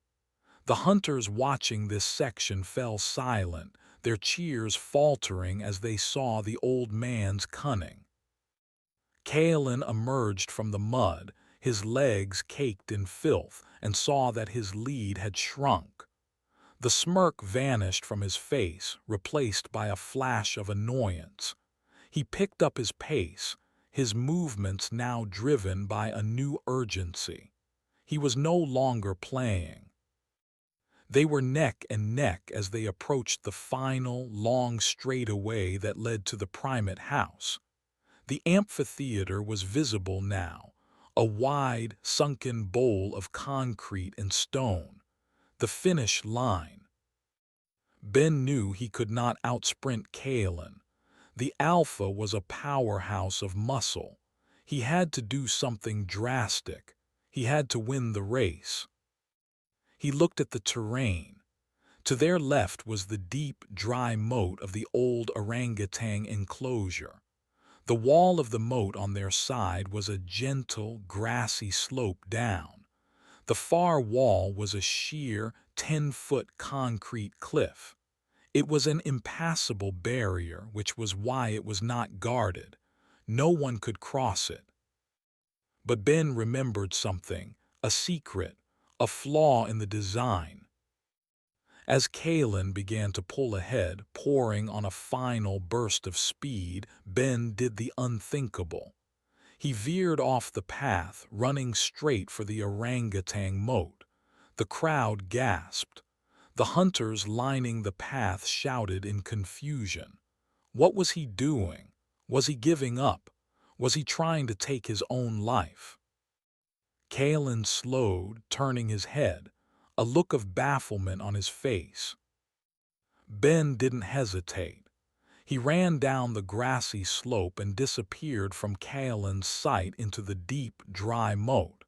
He had just taken himself out of the race, or so it seemed. Chapter 18: The Unseen Path. The grassy slope of the moat was steep. Ben half ran, half slid down it, his momentum carrying him to the dusty, leaf-strewn floor. For a moment he was hidden from view, shielded by the high walls of the enclosure. The roar of the crowd was muffled, distant. He was in a silent, forgotten trench. He didn't pause. He ran along the bottom of the dry moat, his feet kicking up dust and the desiccated remains of old leaves. He was running parallel to the race path, but he was hidden. Kalen, up on the promenade, would think Ben had committed a desperate, foolish act. He would assume the race was won. He would slow down, saunter to the finish line to claim his prize. That was Ben's hope. He reached the spot he was looking for, a place where the concrete of the sheer far wall was stained dark with persistent dampness. He ran his hands over the surface, searching. His fingers found it, a narrow, vertical seam in the concrete, almost invisible, choked with moss and grime. It was the emergency access door for the moat's drainage system, a 3-foot wide section of the wall designed to be removed for maintenance. It hadn't been opened in 30 years. He pulled the dead hunter's knife from its sheath. He jammed the tip into the seam and began scraping, digging out the hardened dirt and pebbles that fused it shut. His knuckles scraped against the rough concrete. It was slow, agonizing work. Above him, he could hear Kalen's voice, shouting to his followers, his tone triumphant and mocking. "The old rat has run to his hole. The game is over. Victory is ours." A great cheer went up from the pride. Ben gritted his teeth and worked faster. He had to get the door open. He jammed the knife in deeper and pride, putting his weight into it. The knife blade bent, then snapped with a sharp crack. He swore, tossing the useless hilt aside. He was left with his bare hands. He dug at the seam with his fingers, the nails tearing, the skin scraping away. He finally cleared enough of the seam to get a purchase. He dug his raw fingers into the crack and pulled. The heavy concrete slab didn't budge. It was sealed tight by decades of pressure and neglect. He pulled again, his whole body shaking with the strain, a low grunt of agony forced from his throat. The slab moved, a fraction of an inch, with a deep, grinding groan that seemed to come from the bowels of the earth. He had broken the seal. He got his fingers in deeper and pulled again. The slab scraped outward, opening into a space of absolute pitch-black darkness. He slipped through the narrow opening and found himself in a tight, brick-lined tunnel, the service corridor for the drainage pipes. It smelled of stagnant water and cold stone. He pulled out his small flashlight, its beam a weak but welcome spear of light. He ran, hunched over, his head brushing the low, curved ceiling. He knew this tunnel led directly underneath the primate house.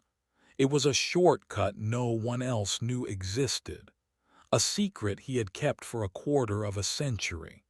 The path twisted, and he followed it by memory, his boots splashing in shallow puddles of slimy water. He reached a junction and saw a rusted iron ladder leading up. This was it.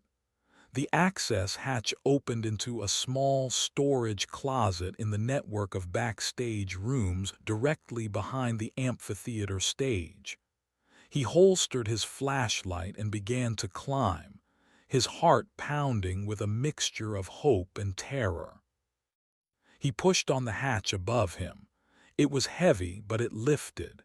He emerged into the closet, a small space filled with the ghostly shapes of cleaning supplies and rolled-up promotional banners from a world long gone. He was in. He was behind the finish line. He crept out of the closet and into a short, dark corridor. He could hear the voices of the pride, filtering in from the main entrance of the amphitheater. They were gathering, forming a crowd in the tiered seating, waiting for their victorious alpha to appear. He had beaten them all.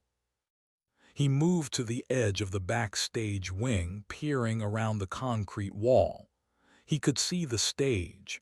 It was a wide, semicircular platform of bare concrete.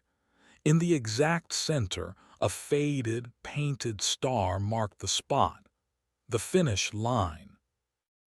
And there, walking slowly, arrogantly down the central aisle of the seating area towards the stage, was Kalen. He was basking in the cheers of his followers, his spear held high. He thought the race was over. He was less than 50 yards from the stage. Ben was only 20. Ben knew he had one chance. He had to reach the center of the stage before Kalen did, and Kalen had to see him do it. The shock, the public humiliation, would be the only thing that could drive the enraged Alpha and his followers fully into the amphitheater, fully into Vex's waiting trap. Ben took a deep breath.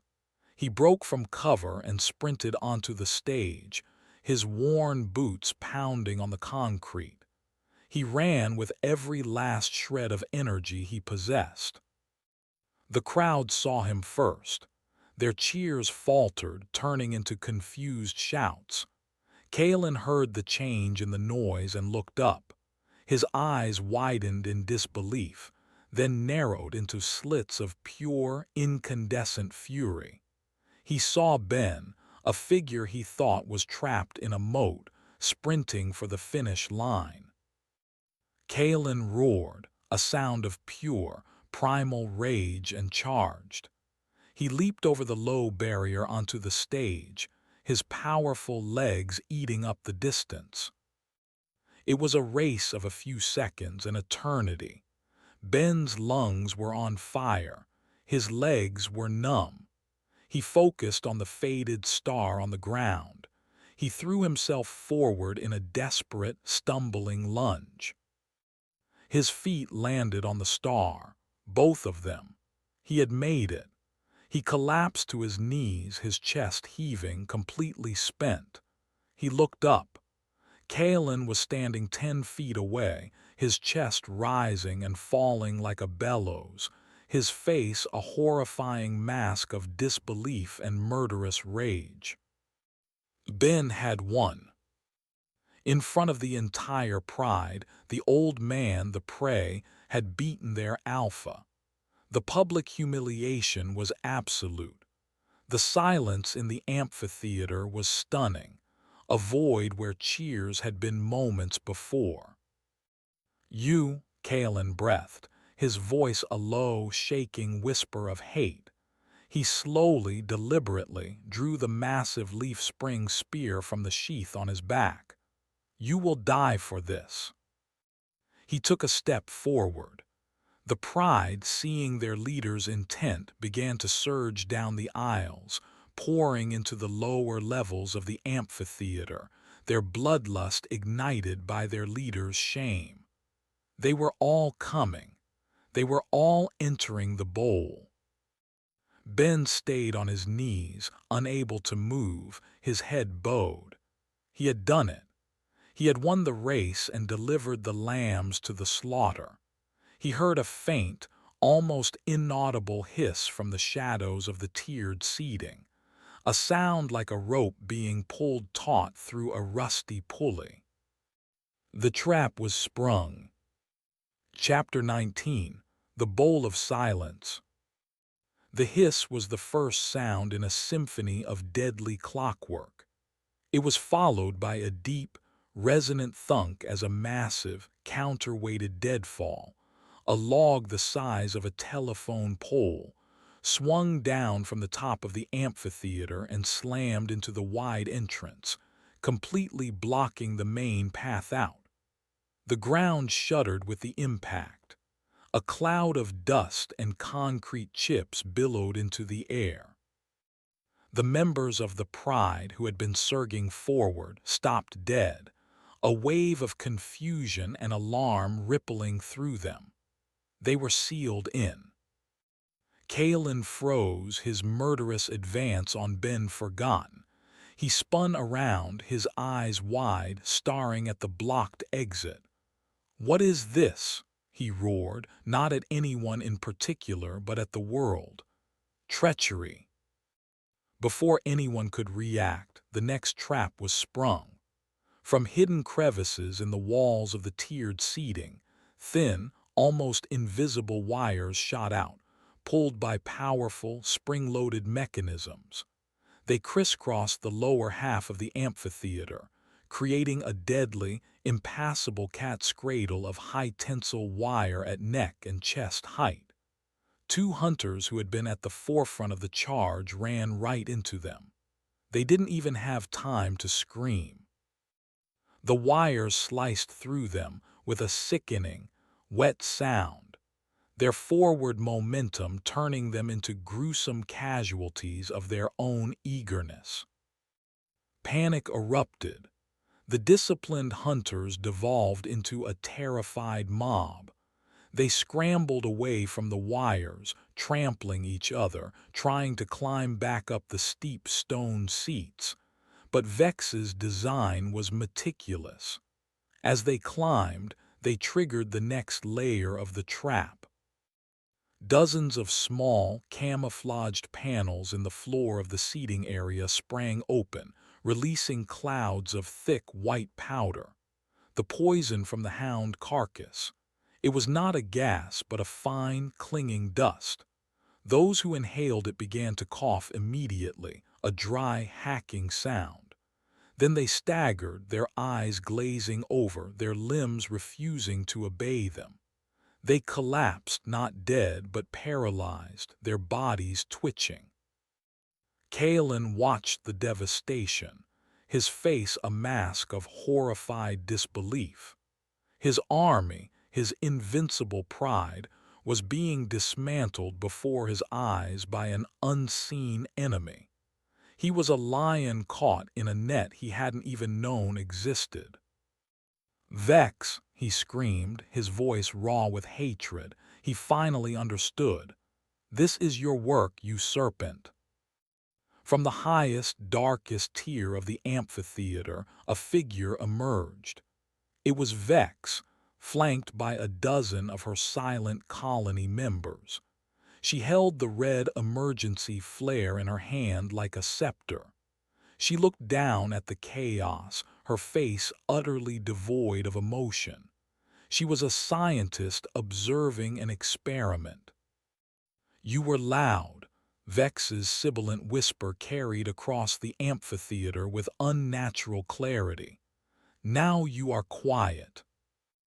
Jax, who had managed to avoid the wires and the dust, roared in fury and threw his axe at her. It spun end over end but fell short, clattering uselessly against the concrete seats 20 feet below her. Vex didn't even flinch.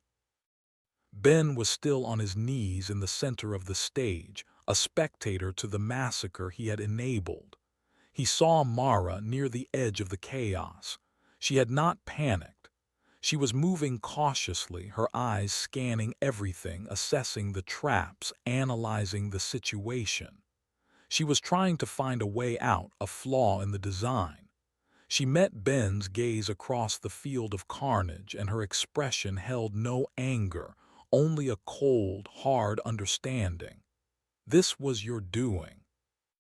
Kalen, seeing his forces decimated, let out a sound of pure, animalistic rage.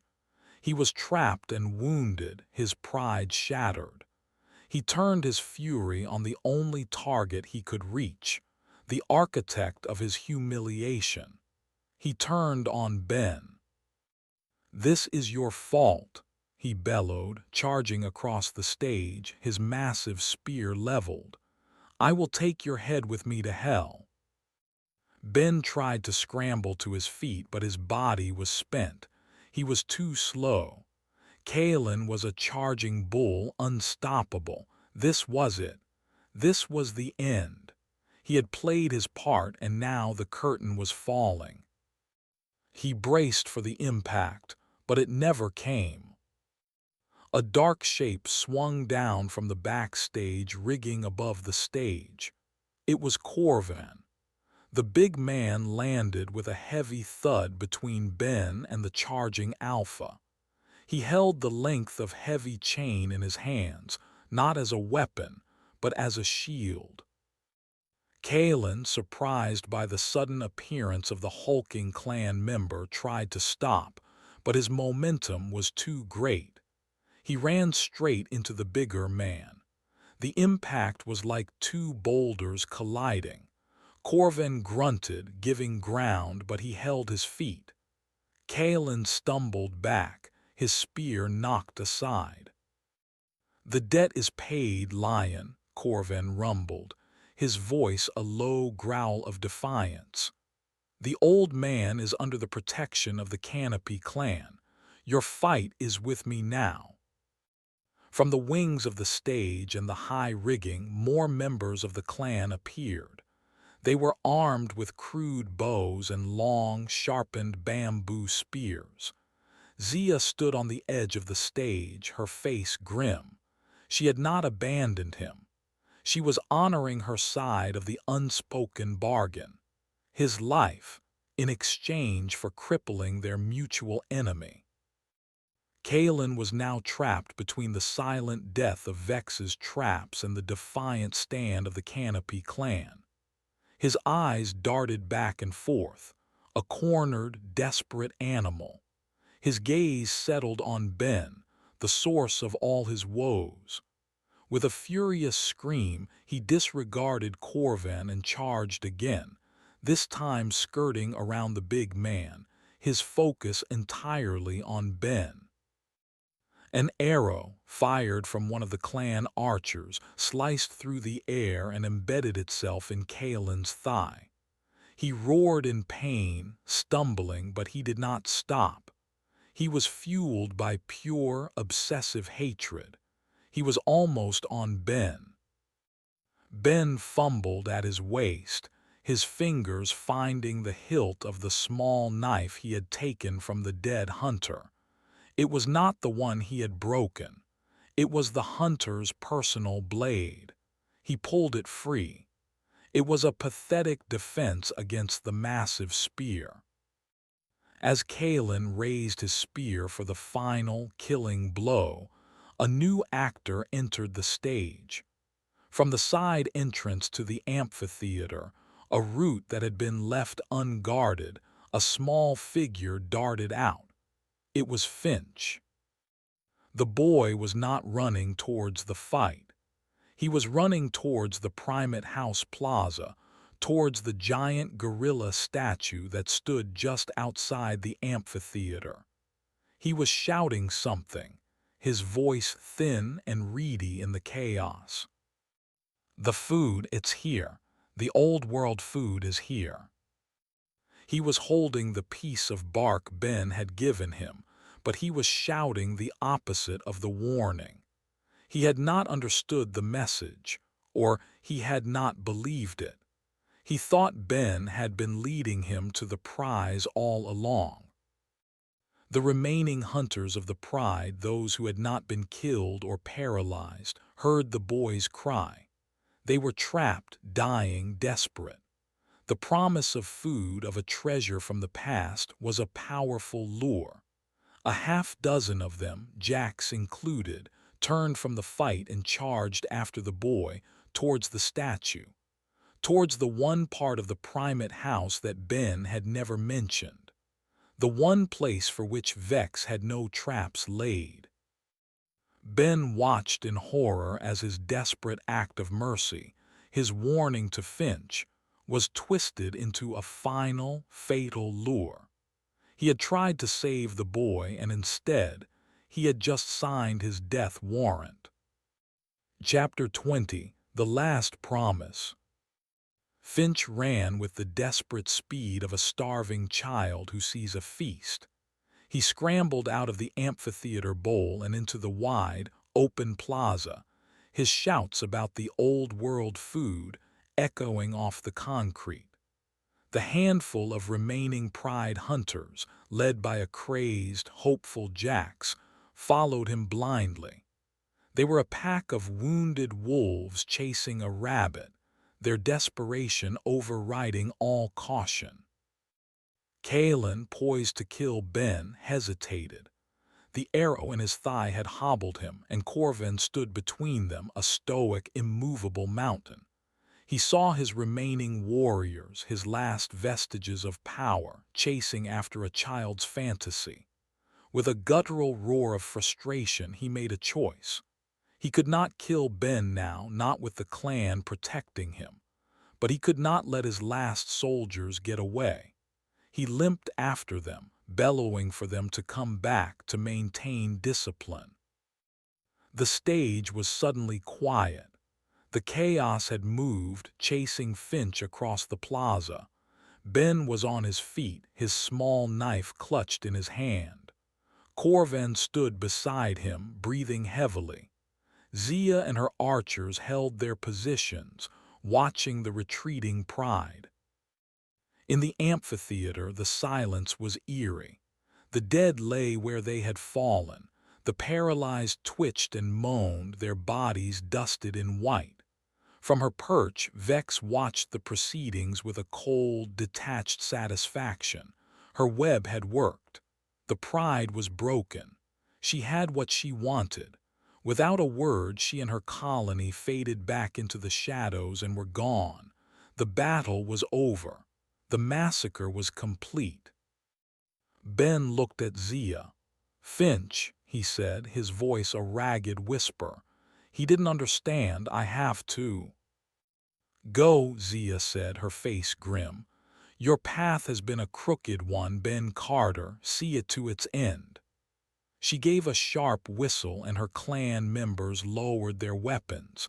The alliance was over. The debt was paid. They would not help him further. This last act was his alone. Ben ran. He staggered off the stage, past the dead and the dying, his body a symphony of pain. He ran out into the plaza. The scene before him was a tableau of horror. The gorilla statue stood, massive and impassive as it had for decades. At its base, Jax and the other hunters had cornered Finch. The boy, realizing there was no food, was backed against the cold bronze, his face a mask of terror. "Where is it, you little rat?" Jax snarled, grabbing the front of Finch's shirt. "Where is the food?" "There is no food," Finch cried, tears streaming down his face. He lied. It was all a lie. Kalen limped into the plaza, his face contorted with rage and pain. "There was never any food," he spat, his voice venomous. "It was all a trick by that old man to lead us to our deaths." He looked at his handful of remaining followers, his eyes wild. "We have been betrayed. We have lost everything." Jax, in his rage and disappointment, threw Finch to the ground. He turned on Kalen. "You led us here. You with your games and your pride. Mara warned you, but you wouldn't listen." The accusation hung in the air. The unthinkable had happened. The Alpha's authority was being challenged by one of his own. Kalen's eyes bulged with fury. "You dare," he whispered.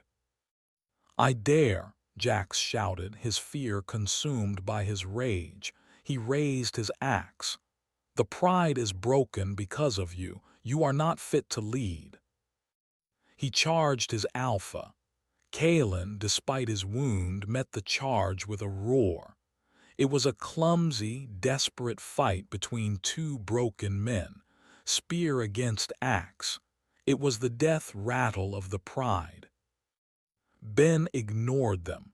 His focus was entirely on Finch, who was scrambling away from the fight, and on the statue. His promise. This was it. His one chance.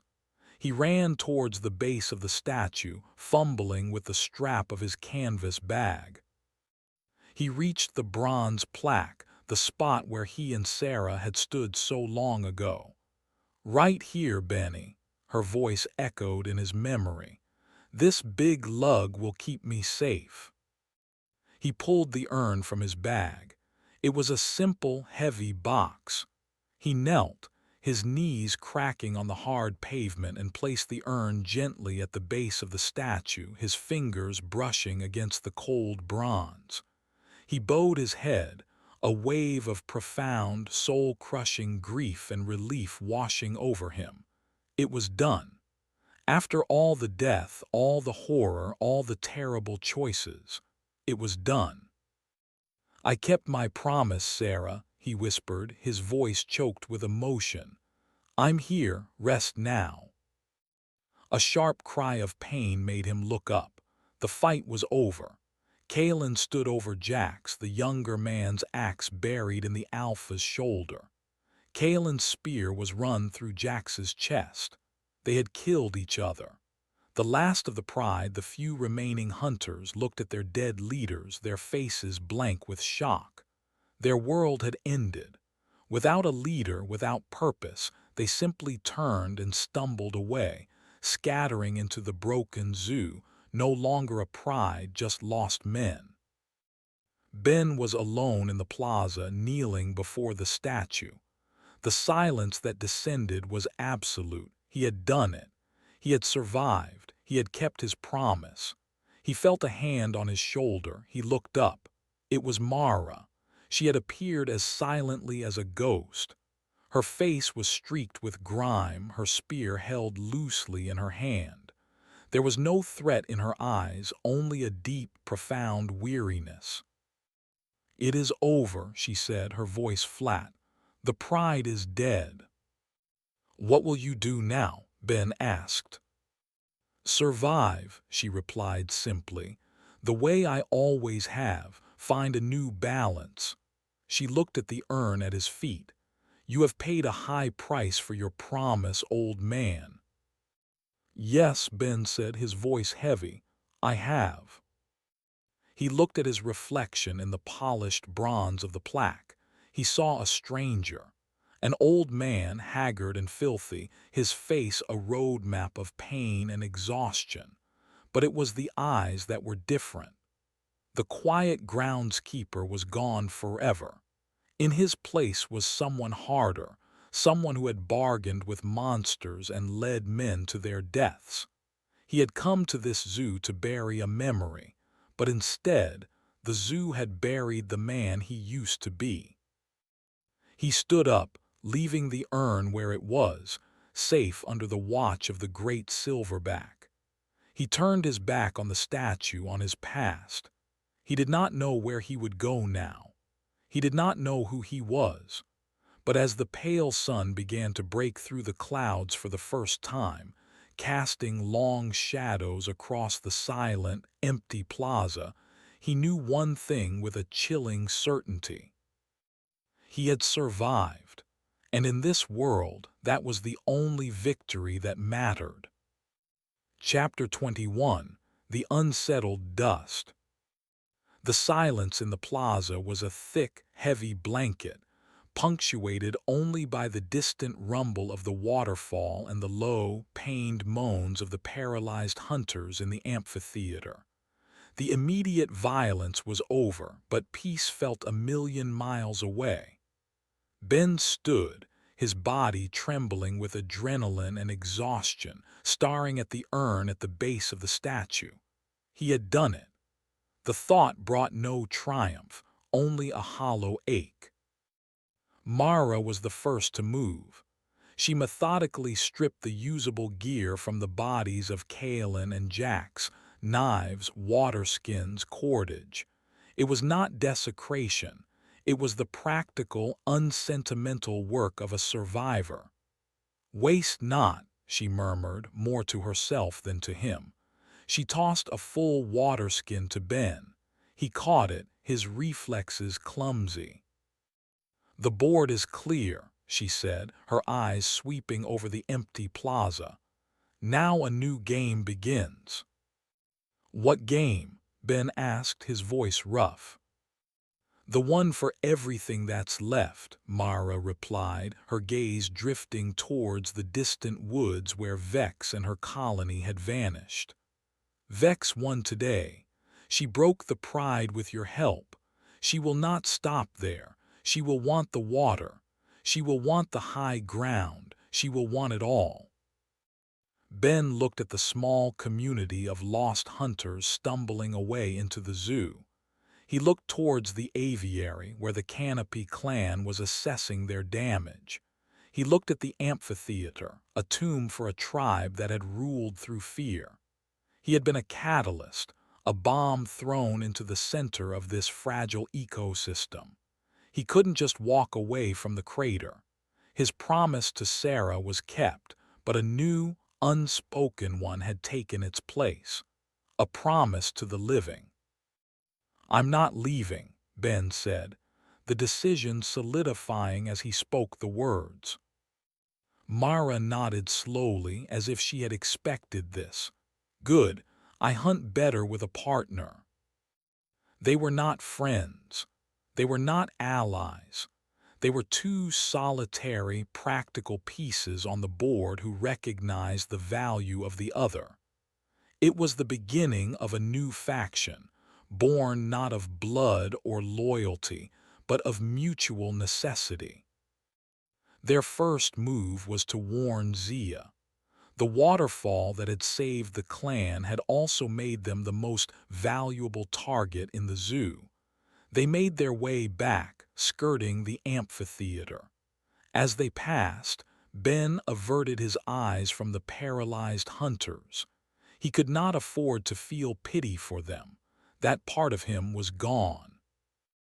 The silence began to bother him as they got closer to the aviary. It was a deep, unnatural quiet. The shriekers were silent. The small birds that usually flitted around the dome were gone. It was the same profound stillness he had felt in Vex's territory. They found the reason at the stream that fed the new waterfall. The water, which should have been running clear from the cistern on the hill, was tinged with a faint, milky whiteness. Lying on the bank, its body stiff, was a fox, its mouth flecked with foam. "Poison," Mara stated, kneeling to examine the animal without touching it. "She's not attacking the fortress. She's poisoning the well." It was a brilliant, terrifyingly patient move. Vex was laying siege, not with spears but with chemistry. She would make the clan's greatest strength their greatest weakness, turning their life-giving water into a slow-acting death. They entered the aviary to find a grim scene. The floodwaters on the ground floor had receded, leaving behind a thick layer of stinking mud. But the clan was already hard at work, their quiet efficiency on full display. They were cleaning, repairing, reinforcing. Zia met them at the base of the great tree, her face etched with worry. "The water smells wrong," she said without preamble. "The animals will not drink. The shriekers have fled." "It's Vex," Ben said, his voice heavy with the weight of his devil's bargain. "She's poisoned the source, the cistern." Zia's expression hardened. Corvan, standing behind her, clenched his fists, the chain in his hand rattling softly. They were safe from the fire, but now faced a slow, insidious death from thirst and a contaminated home. "She wants to force you out," Mara said, her hunter's mind dissecting the strategy. "Into the open, onto her ground, where her traps are." "Then we cannot stay here," Zia said, her gaze sweeping over her people. The aviary was no longer a sanctuary. It was a gilded cage with a poisoned water bottle. "No," Ben said, a new, hard resolve in his voice. "We don't run, we don't hide, we take the cistern." He looked at the three of them, Zia, the quiet leader, Corvan, the indomitable guardian, Mara, the peerless hunter. They were the leaders of the zoo's remaining free people. The pride ruled alone. The colony hides alone. It's why they fail. We survive this together or we die apart. A new alliance was being forged, not by choice, but by the cold, hard reality of the enemy at their gates. Their first objective was clear. They had to secure the source of all life in the zoo. They had to march on the highest ground on the cistern and take it from the serpent who was now coiled around it. Chapter 22. The Parliament of Monsters. The cistern was a large, concrete bunker built into the highest hill overlooking the zoo, a remnant of the park's robust infrastructure. It was a strategic fortress, controlling the flow of water to every sector. Taking it would be difficult. Holding it would be a declaration of war against Vex. Their small council of war gathered in the quiet bamboo forest. Ben, the strategist, Mara, the warrior, Zia, the leader of her people, and Corvin, her strong right arm. An assault is suicide, Mara stated, drawing a crude map in the dirt with a stick. The ground around the cistern is open. Vex will have it trapped. Pits, snares, poison. We would be walking into a maze of death. Then we don't assault, Ben said. We talk. Corvin snorted in derision. Talk to the snake. You might as well reason with a rock. Vex isn't a rock, Ben countered. A rock doesn't make deals. She's a strategist. She understands leverage. She poisoned the water because it was a low-risk, high-reward move. A direct battle is high risk. I can offer her something she wants more than a fight. What could you possibly offer a monster like that? Zia asked, her voice skeptical. A future, Ben said simply. Vex thinks in terms of seasons, of enduring. I can offer her a way to make her people stronger, to purify the water, to ensure a steady supply of food. I can offer her my knowledge of the old world. I will offer her a treaty, a division of territory, a new, stable balance. I will appeal to her logic, not her non-existent honor. It was a desperate gamble, a plan built on the hope that Vex's cunning was greater than her sadism. As they debated the merits of the insane plan, a figure emerged from the bamboo. It was Finch, looking smaller and more lost than ever. He was not alone. A dozen other scavengers, mostly women and children, huddled behind him, their faces pinched with hunger and fear. The scout Ben had sent had found them. Finch walked up to Ben, his young face a mixture of betrayal and confusion. He held up the piece of bark with the drawing of the snake. "You told us to run," he said, his voice trembling. "But you told the pride there was food. My friend Tam, he ran after Jax. He went into that place. He's gone." The boy's pain was a physical blow. Ben knelt, his joints protesting, so he was at eye level with the child.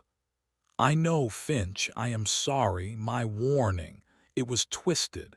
It was a trap for them, not for you. I never wanted any of you to get hurt."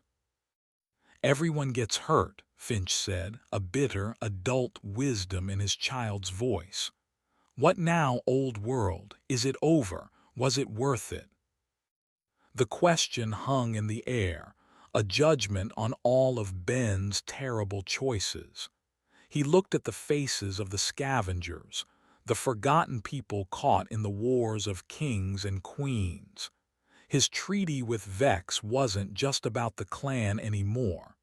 It was about them, too. "It's not over," Ben said, his voice soft but firm. "But I'm trying to build something better than what was here before, a place where you don't have to run." He stood and faced the others. "I'm going alone." He walked to the old Sea Lion Stadium, a neutral space of cracked concrete and empty pools. He sent a scout ahead, a Canopy Clan youth carrying a white flag made from a torn shirt, to announce his request for a parley. He waited in the center of the empty stage, the same place where cheerful keepers once made sea lions balance balls on their noses. Vex came. She emerged from the shadows of the bleachers, flanked by only two of her silent guards. She had accepted the meeting. "You have nothing left to offer me, hot blood," Vex hissed, her voice seeming to come from all around him. "I have crippled the pride. The birds are dying of thirst. You are an irrelevance." "I'm the only one who can turn the water back on and make it clean," Ben stated calmly. "I'm the only one who knows how this place works. You can rule a graveyard, Vex, or you can have a kingdom. I am offering you a kingdom, a truce. We divide the territories, the aviary and the eastern grounds for the clan and the scavengers, the reptile house and the western woods for you. The central plaza and the cistern are neutral ground, managed by me. You get clean water and my knowledge of the old tech. In return, you stop the killing." Vex was about to reply, a cruel smile on her lips, when a screech of pure, distilled madness cut through the air. From the high dive platform of the Sea Lion pool, a furry body launched itself. The surgeon. The mad macaque, drawn by the gathering, landed amidst Vex's guards. It was a whirlwind of claws and teeth, a chaotic, unpredictable force of nature.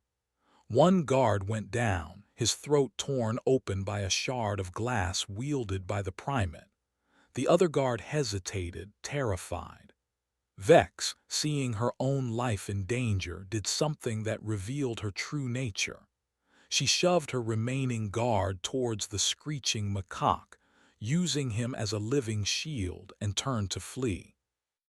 In that moment, she was no longer a queen or a strategist. She was just a coward, willing to sacrifice anyone to save herself. But she didn't get far. A rebar-tipped spear, thrown with incredible force and accuracy, pinned her dark cloak to the wooden frame of a concession stand. She was trapped. Mara stepped out of the shadows, another spear already in her hand. Zia and Corvin appeared on the bleachers above, their bows drawn, arrows aimed at Vex. They had been watching the whole time. Ben did not focus on Vex. He grabbed a discarded net from the Sea Lion show props, and with Corvan's help, they managed to drive the screeching, raging macaque away, forcing it back into the maze of the zoo's interior. They didn't kill it. It was a part of this world, a product of its sins. The chaos subsided. Vex was pinned to the wall, her eyes wide with fury and fear. Mara stood before her, the tip of her spear at Vex's throat. "The deal has changed," Mara said, her voice cold as ice. "Now you will listen." Ben walked over. He looked at the trapped, defeated Vex. He had the power to order her death, to end her reign of terror for good. But he remembered the cost of the last war.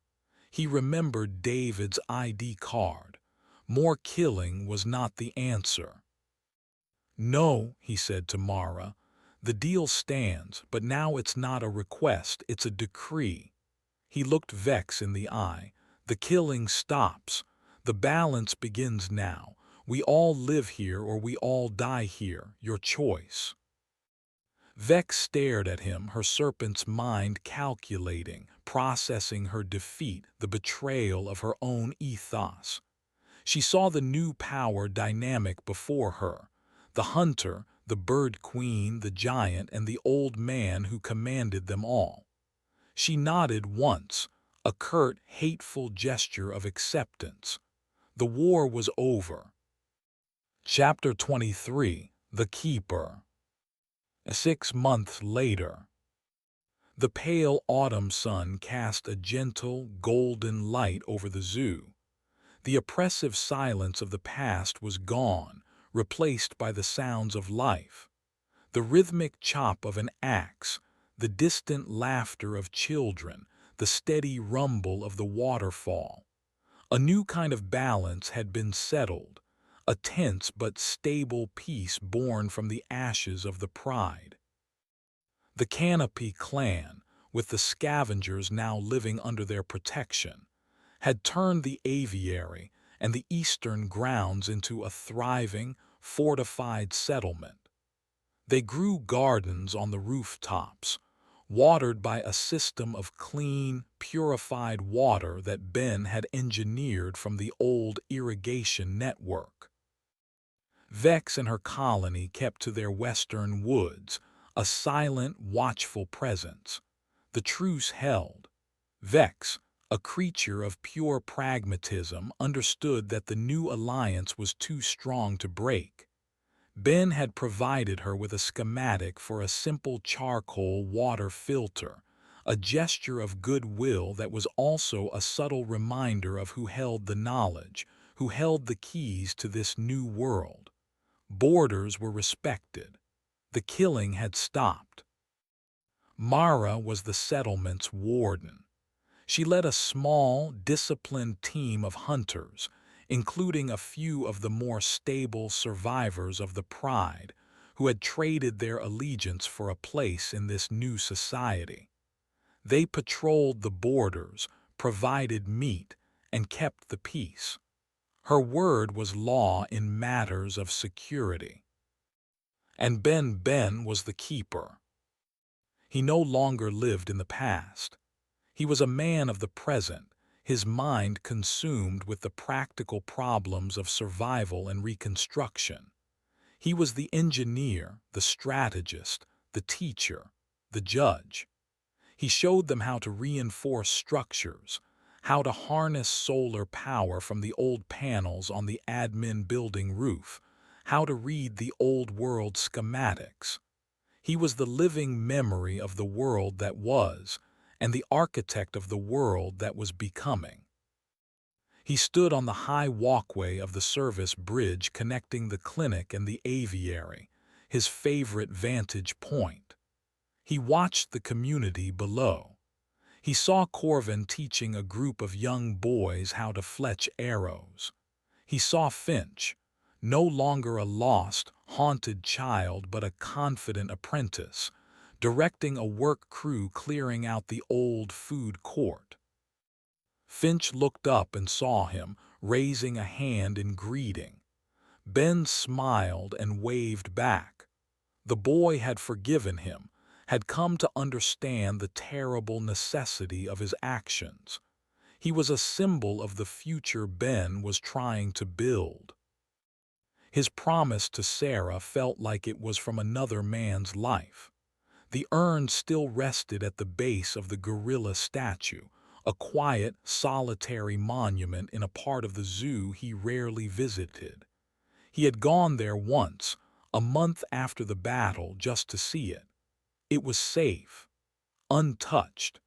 He had realized then that his promise was not just to lay her to rest, but to honor the life she had represented. And he was doing that, not by dwelling on her death, but by fostering new life in the ruins of their old world. He turned his gaze from the settlement and looked out at the vast, broken landscape of the zoo. The surgeon still shrieked from the clinic on some nights, a chaotic reminder of the madness that always lurked at the edges. Vex was still out there, a coiled snake that was not to be trusted. The world was not perfect. It was not safe. It was simply managed. He was no longer just Ben Carter, the groundskeeper. He was the keeper of this strange, new zoo, his collection a motley assortment of broken tribes and damaged souls. It was a heavy burden, a promise far greater than the one he had made to his wife. But as he looked out at the small flame of civilization they had built, he felt a sense of purpose he had not felt in 20 years. He had a community to protect. He had work to do tomorrow, and in this world that was more than enough. The end.